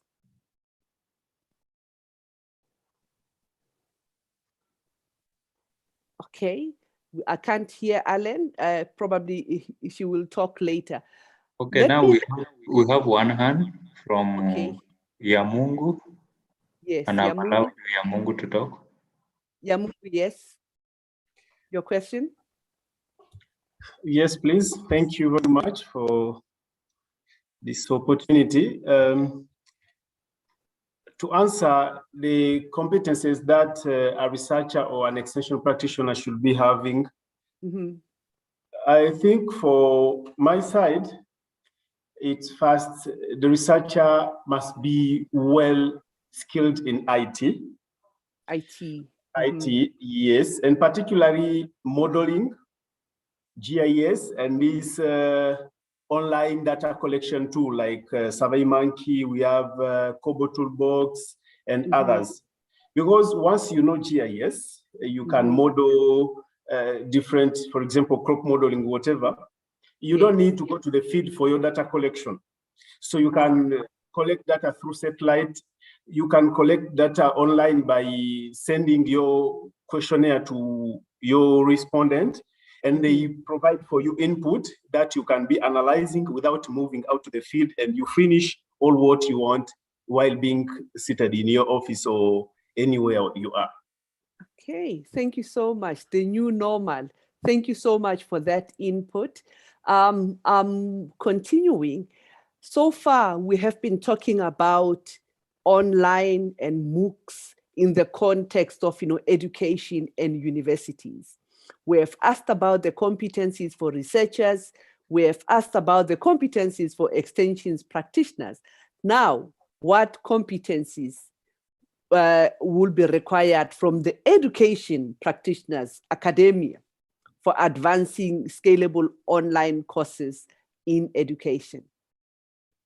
What competencies should, the extension, the education practitioners have? What are your thoughts? Let's keep it coming. Let's go to the chat box and let's see what kind of competencies will they have. And Prof. Muyinda, I want to draw on your expertise here. I know you didn't have an opportunity to finish your presentation. Probably in your presentation, you also had some insights when it comes to these questions. Yes, I did, indeed. Yes, please, go ahead. Go ahead and make an input on this. Mm-hmm. Yes, I had categorized my competences into, or the requirements into what I called the soft requirements or needs, and the hard needs. In the soft requirements, these are people needs. I had talked about the teaching and learning technology proficiency. An educator who will be a good online teacher should have that proficiency in being able to use the different technologies that are at their disposal. I had also looked at the online facilitation pedagogy as being very, very important. As I was presenting, there was a statement where somebody said, this online learning enabled me to have to have more time. So here you would realize that the person actually was just putting their content online and did not have the skills to facilitate online. So the learners were not able to benefit from what they were putting there because they were just putting content. So they lacked the facilitation pedagogy. And then instructional design and content development competencies. These are very, very important for an online teacher, for you to be able to design a meaningful instructional, well-designed course, and for you to be able to develop meaningful learning activities and learning content. So these are some of the things I really wanted to share with the colleagues. Okay. Yes, I have your slide here. I had your presentation as well. Is this what you are talking about? Are you able to see it? Yes. Okay. Okay. I see. So capacities, yes. Okay. And maybe you can just continue and talk about these capacities as well here. Yeah. So the capacities. These are the hard capacities that I talked about. That I wanted to talk about, and Professor Jude has alluded to them. The favorable policies. It is very, very important that you put in place policies that can favor online teaching and assessment and learning. For example, teaching policies, technology acquisition policies, and all that kind of thing. You need to have all these in place so that you can be able to have the infrastructure for multimedia production. For example, we are increasingly seeing that you need to have videos for practical teaching. So you need to set up these multimedia production centers, access devices that learners need. For example, at Makerere University, we have developed what we call a laptop bank for teachers, where teachers who feel they don't have a laptop or devices to teach can be able to come and borrow a laptop. And even students, we're also setting up a laptop bank for students who don't have these laptop devices to come and access, to come and get one and use it and then return later. The learning management system, the wireless and wireless wireful network, the internet connectivity, these are all very, very important. And these I categorize them as hard or institutional needs that need to be in place. Thank you. Okay, let's see. You wanted to say something about the feasibilities of MOOCs, of AgMOOCs as well? Very Yes, quick. yes. Mhm. Yes, in my opinion, I think that the MOOCs are feasible. They can be feasible or they may not be feasible. And the reason why I say they may not be feasible is if we just get MOOCs from maybe another country and then you bring them to Uganda or to another country, where what you're teaching is not contextualized as per the learning needs of the farmers, or what I call the last mile farmer.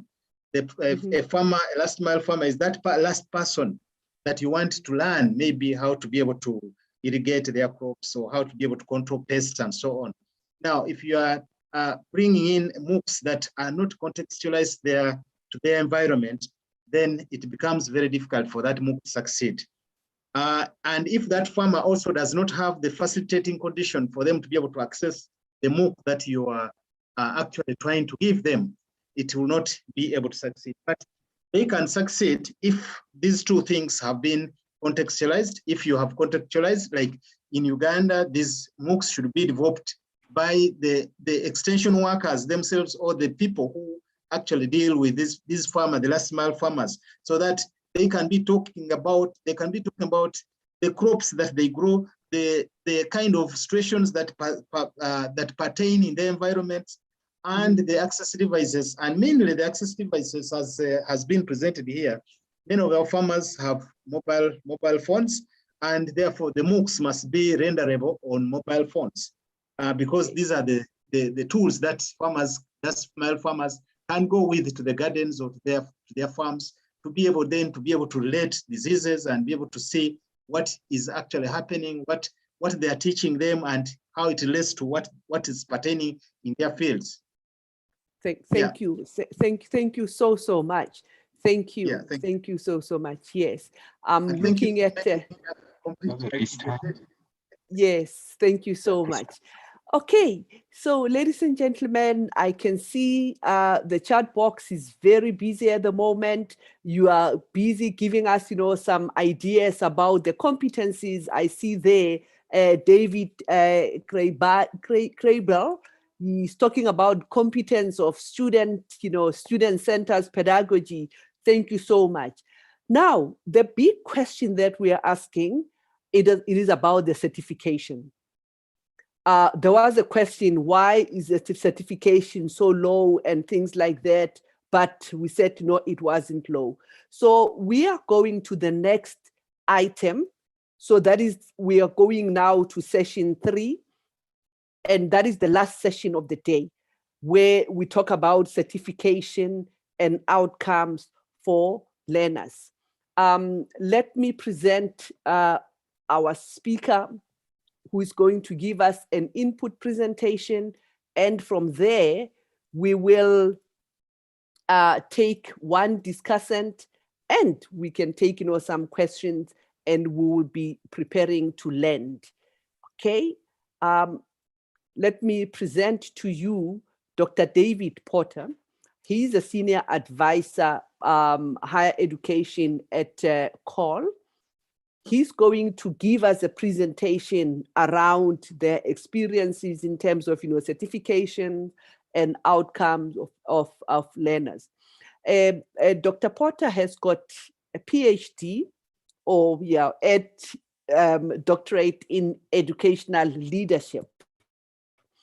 He's based in Canada currently, and he's working for COL. Dr. Porter, are you there? Yes, I'm David? here. Yes, I'm here. Okay, right. I'm going to stop sharing my screen, and I would like you to share your presentation from your side. Thank you very much. Okay. Well, thank you very much, Chairperson, and it is my pleasure to present to you today on some concepts associated with new ways of certifying learning that are becoming to be more mainstream across the globe, And we're working actually in Africa right now with colleagues at Kenyatta University to use some of these micro-credentialing strategies to certify learning of faculty and instructors in capacity building for digital fluency, something that came up in the chat this morning. What I'm talking about are micro-credentials, small packages of learning that represent the completion of a short program that's focused on a discrete set of competencies, that is skills, knowledge, or attributes, and is sometimes related to other credentials. We're most familiar in the education world of large collections of learning that are certified, such as degrees or diplomas and certificates. But these days, people are looking at smaller collections and moving away from what we might call old school credentials to new school credentials. The world changes so quickly. New emergent opportunities for learning emerge, new techniques, new technologies, new strategies, new practices, that it's difficult to use the old school credentials to cover all of that new learning and knowledge. And so new school credentials, micro-credentials, are geared to providing short and rigorous learning experiences for students, for learners, for workers coming back for further education, and certify them. The key characteristics of micro-credentials, as they are known, is narrow scope and short completion time. And so these micro-credentials focus on developing a discrete set of competencies in contrast to what happens with traditional larger credentials, which are comprehensive and interrelated. These are very short, direct, and to the point.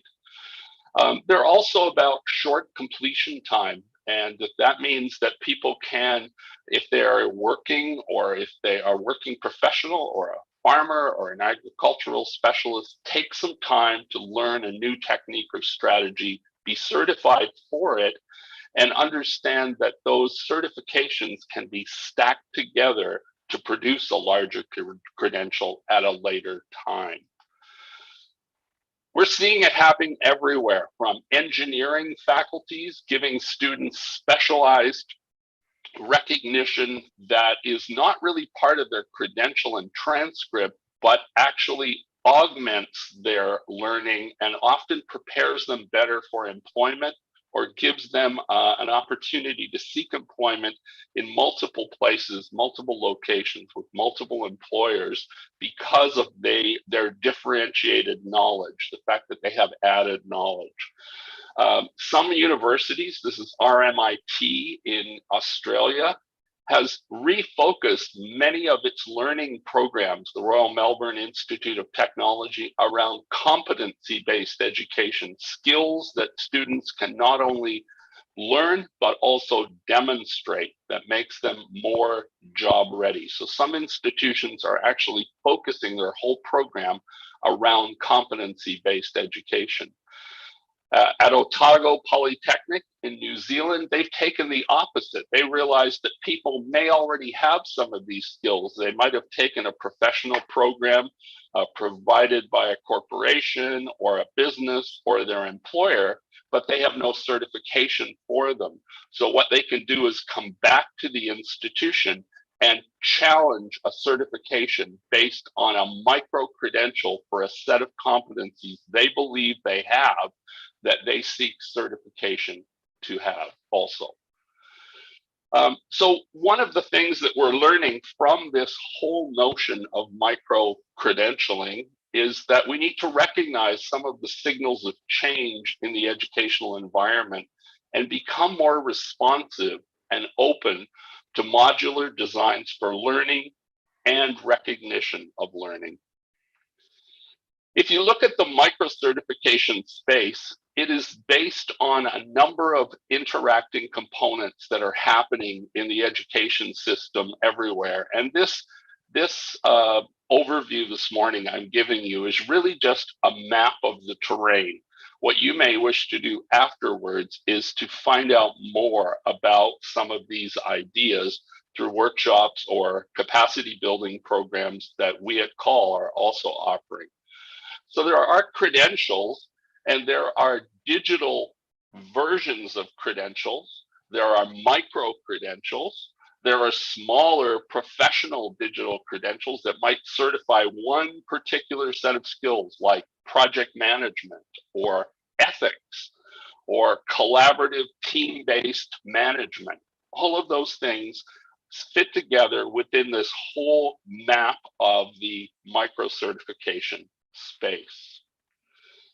So if we were to learn something from what is happening in the environment currently, it is first to rethink the dimensions of learning recognition. It may actually be much wider and broader than our traditional concept of degree-based programs that have many competencies welded together within them. And what micro-credentials do are try to be really clear with respect to that it is a certified, recognized brand of an institution or a corporation that certifies this knowledge or skill. It aligns with industry or employer standards. It demonstrates proof of learning. There is an authentication trail that demonstrates what you've learned, who you learned it from, how long that learning is valid for. It might have an expiry date, and it articulates real skills. One of the ways forward in the micro-certification space, and this is happening in Australia, New Zealand, Europe, North America, South America, will happen also in Africa, India, and Asia as well, is to agree commonly accepted principles and specifications for this new way of thinking about the micro-credential space. In the experience that I've had in a large populated area of Canada, our government sponsored and supported an approach to common principles for micro-certification for 45 universities and colleges. All of the big degree granting and diploma granting organizations in our environment. And they had a set of principles that any institution that was going to offer a micro-certification must follow. The principles had to do with relevance, verifiability, who owned the credential, and how it would be extensible to facilitate broader lifelong learning pathways. And it was digitally built so that it had metadata associated with the credential that was very clear about who issued the credential, what competencies and skills it encompassed, what kinds of assessment was used to assign the credential, and whether partners from industry, employers, government, banks, and others supported and endorsed this set of skills and would accept it as a credential in their context. So ensuring quality in micro-credential programs requires us to think about the relevance of the certification we're building. If it's small and micro, does it actually work for the industry or community involved? Will it be recognized by a professional body, a university, or a professional association? Does it meet government set quality standards? Has it been assessed? Does the student actually have these competencies? Is it flexible? Has it been built in such a way that a student can obtain this credential at a time and manner that meets the student's need as much as the offering from the institution? And key is it's stackable. Can it be combined with other credentials towards a larger credential, such as a diploma or a degree? There are many examples of this happening in the agriculture, farming, gardening space right now. The ones on the right of the screen are from France. And these are micro-credentials that are awarded for various aspects of farming and agriculture in France. And some of them are based on MOOCs that have been developed by French higher education institutions. The Colorado State University Extension example on the left at the bottom has to do with gardening programs. It could just as easily be agriculture programs or a GIS program or other modular components that are required of learners in those particular discipline areas. We talked a bit this morning about CALL's AgMOOCs, and these are 4 examples of AgMOOCs that have been offered by CALL over the past year or years. And the question is what is the opportunity for reframing these AgMOOCs as a competency-based assessment program and the awarding of a micro-credential? And which of these MOOCs could be stacked together to build a larger diploma or even a degree? Finally, one of the things that people worry about is the authenticity of these credentials and how can we build them? And it means that we need to plan for a modernized credentialing infrastructure. And this is a conference that I participated in a couple of years back, exploring the blockchain as a blockchain-based digital credential award and verification systems. Blockchain is a distributed digital ledger of information that is highly secure and can be reassembled and to produce documents or verification of transactions, and including a degree, diploma, certificate, micro-credential. This occurred at the engineering faculty at McMaster University, one of the biggest engineering programs in Canada. They awarded all of their Bachelor of Engineering students a portable credential digitally on their phone to carry with them throughout their lives to share with employers. It is a secure digital credentialing system. And the fact that the engineering faculty was the first on board tells you that rigor needed to be a part of the process. So I think in summary, there are many opportunities to consider MOOCs as components of micro-credentialing and digital credentialing systems because of their short nature, their limited time nature. They appeal to learners to learn something quickly that's verified, authenticated, and accepted as a credential, and our need to begin to build standards and specifications for building these systems and the quality assurance and the authentication systems that make them viable over time. Thank you. Thank you so much. With that presentation, let me turn on my video. Okay, thank you so much with that presentation. And you, as you were presenting, I was just thinking, because in most cases, when we use, these kind of trainings, and people worry much about how is the certificate that I'm getting credit bearing? How can I use the certificate to advance either my diploma or, my other qualifications? And I felt that you were already addressing, those gaps. And I think it's very exciting to see how we are living in changing times, and we have to change with the times. Okay, I'm looking at, the chat box, whether there are some questions.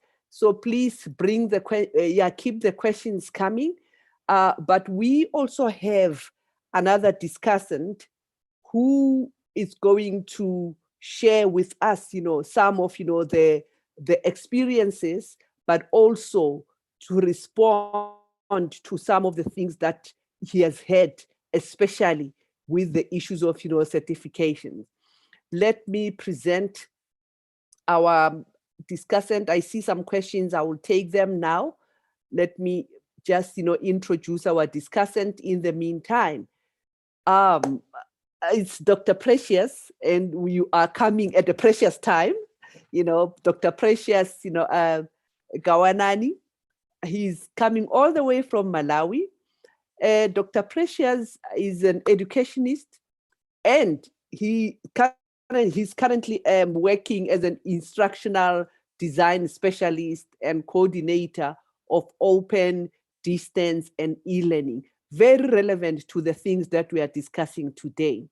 He's going to share with us, some ideas around, these, micro-learning, the experiences around, online learning, assessment, and certification from the perspective of Malawi and other experiences that he has.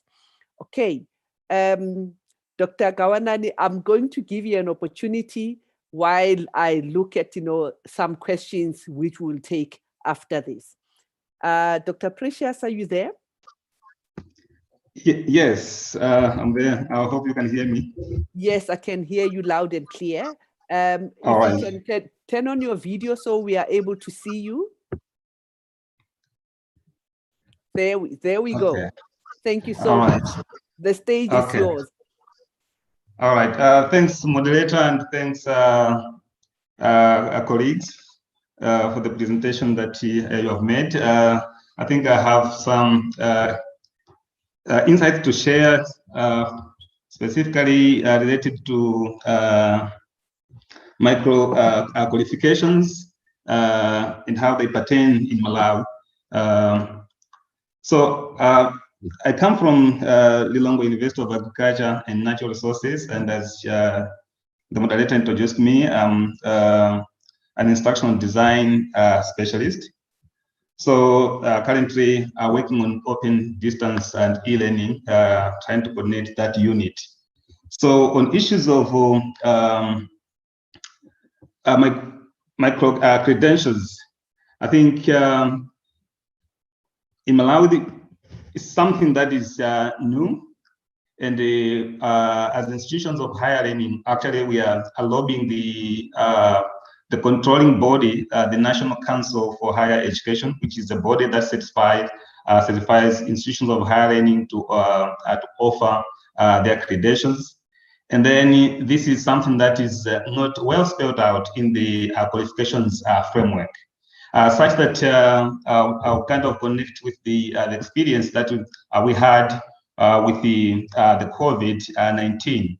So as a directorate of open distance and e-learning, we were kind of tasked to capacitate or build capacity of faculty members so that they can offer all their programs online, because schools had closed.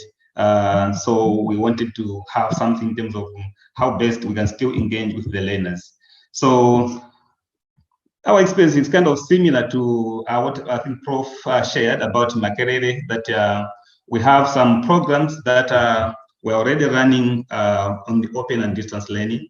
And then there were a lot more programs that were only face-to-face. So when COVID hit us, so we had to prepare all the faculty members, because there were just some faculty members that were participating in open and distance learning. So these already had the skills on how best they can develop courses, design courses, and offer them online. While we still had a lot of colleagues that they needed some support on how they could take their courses online. So we developed a course that we called Designing and Facilitating E-Learning. So this course, we offered it on our learning management system. It's a Moodle-based learning management system that we call Mailuana. And then we used that platform to facilitate this kind of course to all the faculty members, because that time we were mostly working from home. There were no face-to-face interaction, limited face-to-face interaction, mostly working from home. So we designed this course and mounted it on Moodle so that the faculty members could go through the course. So this is kind of similar to, the micro credentials that my colleague just presented. But now we had some questions that we had to address in terms of like, okay, so we have gone through this, and then there'll be like a certificate that will be awarded to all the participants that have successfully undergone the course. And then the questions were, would this really count to my other qualifications? For example, if I want to have a postgraduate diploma or postgraduate certificate in designing and facilitating e-learning, or I would want to have indeed maybe a degree or something like that that is related to designing and facilitating e-learning. How do we scale up these qualifications? How do we stack up these qualifications and make sure that I get the qualification that I really need? So these are some of the things that we are prompted as and the other institutions to contact the National Council for Higher Education to make them consider, revising some of the qualifications, the national qualification framework, to have this element of micro-credentials, so that people, when they take these short courses, and then they can progressively accumulate their credentials and then turn up to something that is recognized in different spaces. So that's something in terms of like micro credentials and the fears, the worries that faculty members had and other people have had. We also, as the Directorate of Distance Learning, we facilitated a course targeting school leavers. That was in mushroom production. So it was also a short course, but still we also had those questions that I have taken this kind of this credential, and then how do I build on this qualification? When does this take me to maybe a diploma in for example, in horticulture? How many units do I have to do so that I stack up all these qualifications in that regard? So on the issue of assessment, because I think that's another thing that I think I was asked to kind of comment on assessment. That was also something that was big, and we needed to kind of address when we moved all the courses online. Firstly, we had to make some changes or improve the or amend the rules and regulations, academic rules and regulations of the institution, because the way some aspects were worded in terms of like how we are defining like an exam, end of semester examination, we were mostly defining them in a like in-class exam. So we had to lobby and make some changes to say that maybe somebody can have a take-home exam and be treated and be considered that this is an assessment, an authentic assessment. So there were kind of different experiences based on the level of students. For example, for postgraduate students, it was not really something that was very difficult to implement because maybe there isn't that emphasis on in-class exams and all that as compared to undergraduate students. But also for undergraduate students, the other thing that complicated issues was on the numbers. So since mostly the type of interaction that was there through the open and distance learning that we implemented, we didn't really have like synchronous teaching and learning. Mostly it was asynchronous because of the challenges in terms of ICT infrastructure and also how expensive the data bundles, the internet bundles here are. So now the question was, how can we administer an exam online? And also there were issues of credibility of those exams. How do we make sure that it's indeed the person that is taking the exam, the legitimate candidate for that? So for postgraduate students, because the numbers are not as much, they were able to kind of maneuver in some ways. But for undergraduate, it was mostly difficult for us to administer these exams online. So there had to be some form of face-to-face sessions and to have in-class exams. But for continuous assessment and all that, then we relied on issues like take-home exams and some quizzes that our learning management system was able to support. So I think those are some of the experiences that we have had with online examinations and everything. Thank you. Thank you so much. Ladies and gentlemen, we are about to land, but before we do that, I see there are a lot of questions, and there are a lot of activities on the chat box.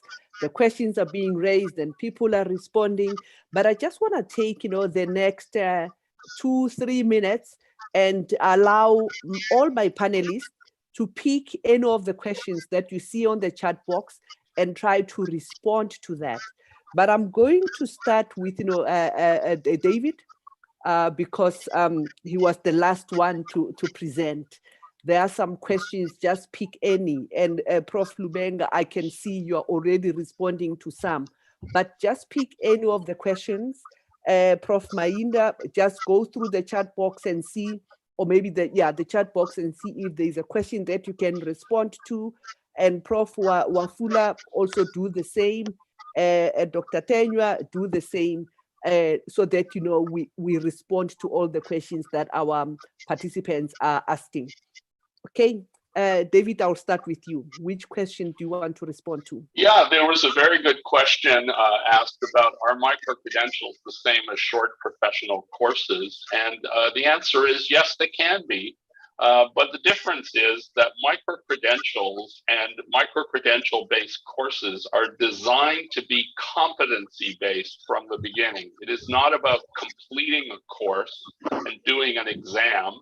It's about completing a course of study and demonstrating skills or competencies at the end of that process that can be certified as skills you have, not just something you've learned. It's the difference between taking a course in swimming and knowing how to swim. Thank you. Thank you so much. Prof. Lubega, I can see that you are responding to some questions as well. Do you want to pick one and respond live?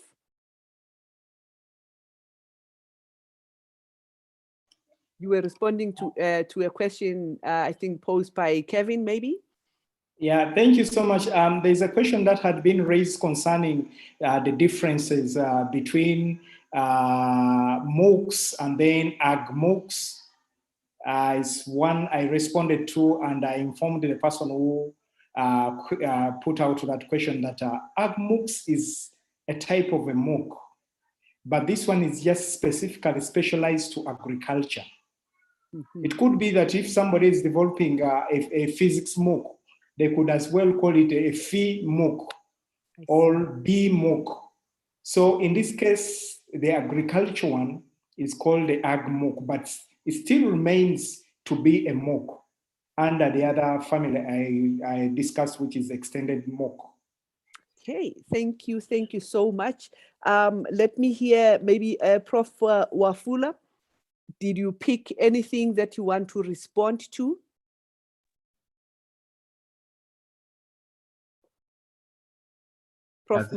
Thank you. Yes. Thank you very much. I think I've had nothing really, but what I would want to add, which I thought was useful, was that the issue of being clear on the content owner declaring the licensing regime is very important, even if it's open, the Creative Commons. It's good to sensitize those who are developing or creating content to be explicit, clear on how that, because then I had someone ask a question, can we use this content for commercial? And the answer that was given to me was a little bit either way. It could be subject to misinterpretation, because you see content that has been given freely, you cannot pick it and charge others, and you're just teaching the same content. It will beat the essence of us putting the content free here in the first place. So a proper licensing regime accompanying the content developers, awareness or declaration would be a very important issue to bear in mind. And yeah, thank you.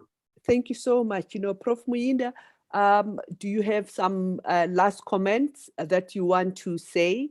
If you have picked any question that you want to respond to? Yes, I will just say that I think the issue of policies, whether for online learning or whether for micro-credentialing, is very, very important. We do have regulatory agencies in our countries that regulate education, and maybe we need to move at par with them as we develop, as we research into micro-credentials and so on.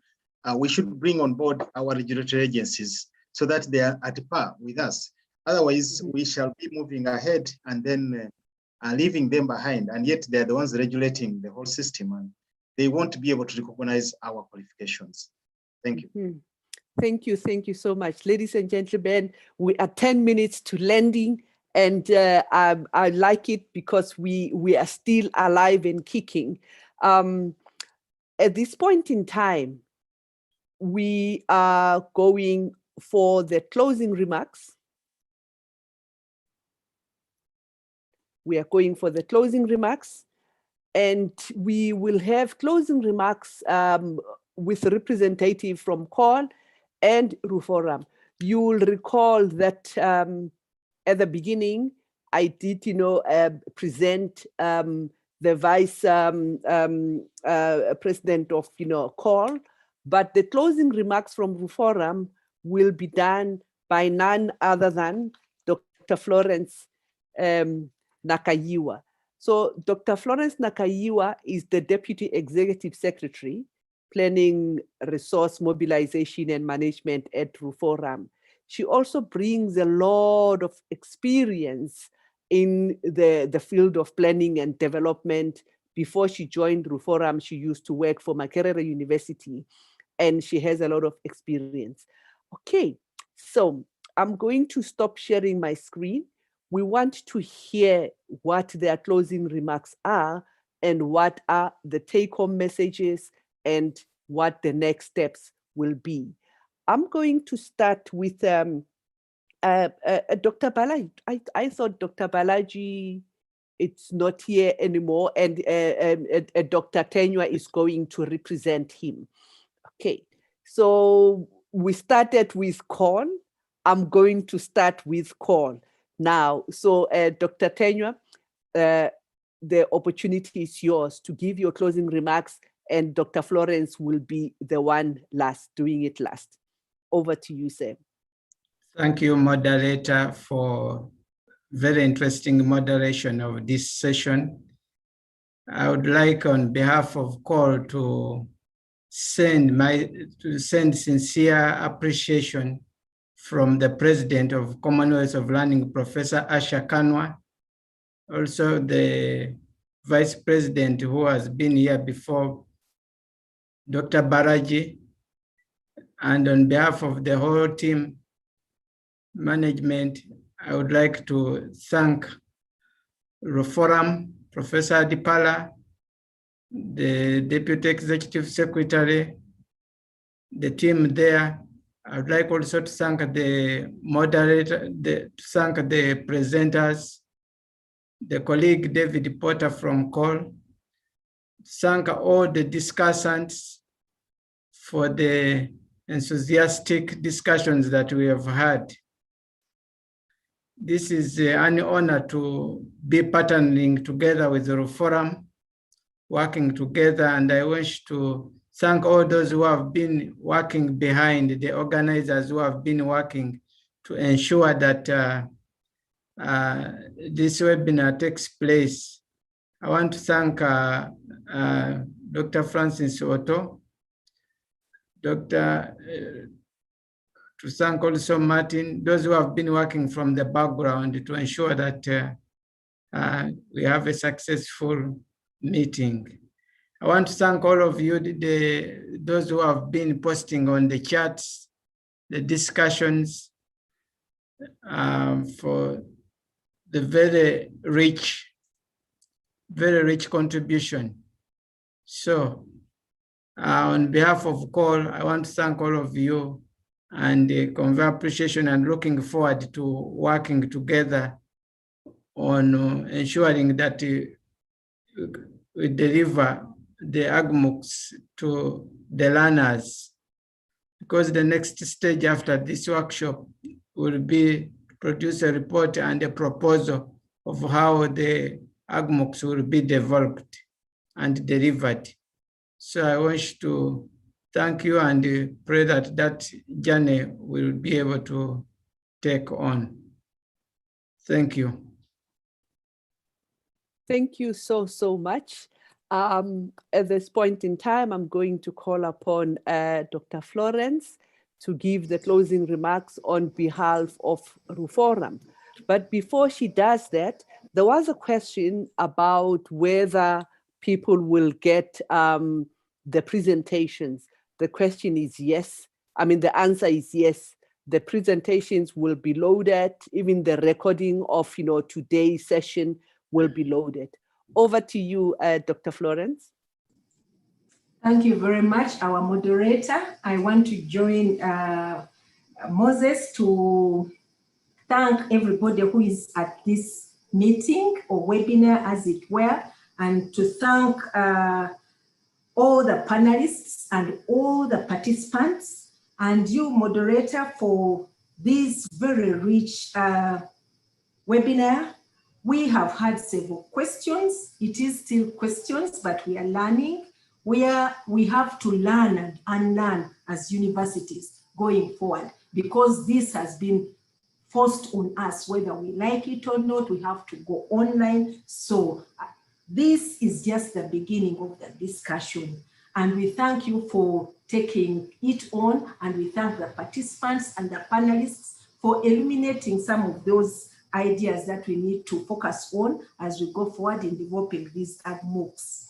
We thank you that you have articulated those areas that we need to pay attention to, and going forward, we know that we shall discuss this further. It is a beginning, and discussing and coming up with a proposal, as it were, to see how best this can be done. The issue of credentialing is quite pertinent, and we know that we are talking about unemployment, we are talking about new language, we are talking about so many things that this speaks to. I also noted in the chat, someone said we get out of andragogy and pedagogy, cybergogy. So it is getting new language, as it were, but I want to thank you very much for joining. This discussion will continue. This is just the beginning. I want to thank Commonwealth of Learning for this partnership, because we know in this day and age, nothing can move unless we have partners. So thank you very much, Dr. Tenywa and Dr. Balaj and Dr. Porter, team at CALL, thank you very much for championing this. I want also to thank my colleagues at the RUFORUM Secretariat, what we call the Knowledge Hub, that is at the back end of taking us forward in this era of webinars and Zooms. I want to thank you very much. But most importantly, I also want to thank you, Dr. Mwenya, for very brilliant facilitation. Thank you very much. And the participants, I want to thank you, because if you are not there, this wouldn't have been possible. From RUFORUM, we commit to take this forward, and please, when we invite you again, do join us. I thank you very much. Thank you, Halmi. Thank you. I think we are 10 minutes before the cut-off time, and thank you very much. I will not be doing justice if I facilitate RUFORUM meeting and not sing my RUFORUM anthem, something that I've created, using RUFORUM as an abbreviation. We say, Africa, renew your strategies, unlock your brain, the future is bright. Open your mind, reshape your plans. Up, up, up we go. We're moving together, we're moving forward in transforming the next generation of scientists in Africa, Ruforum, woo, Ruforum, woo, Ruforum, Ruforum,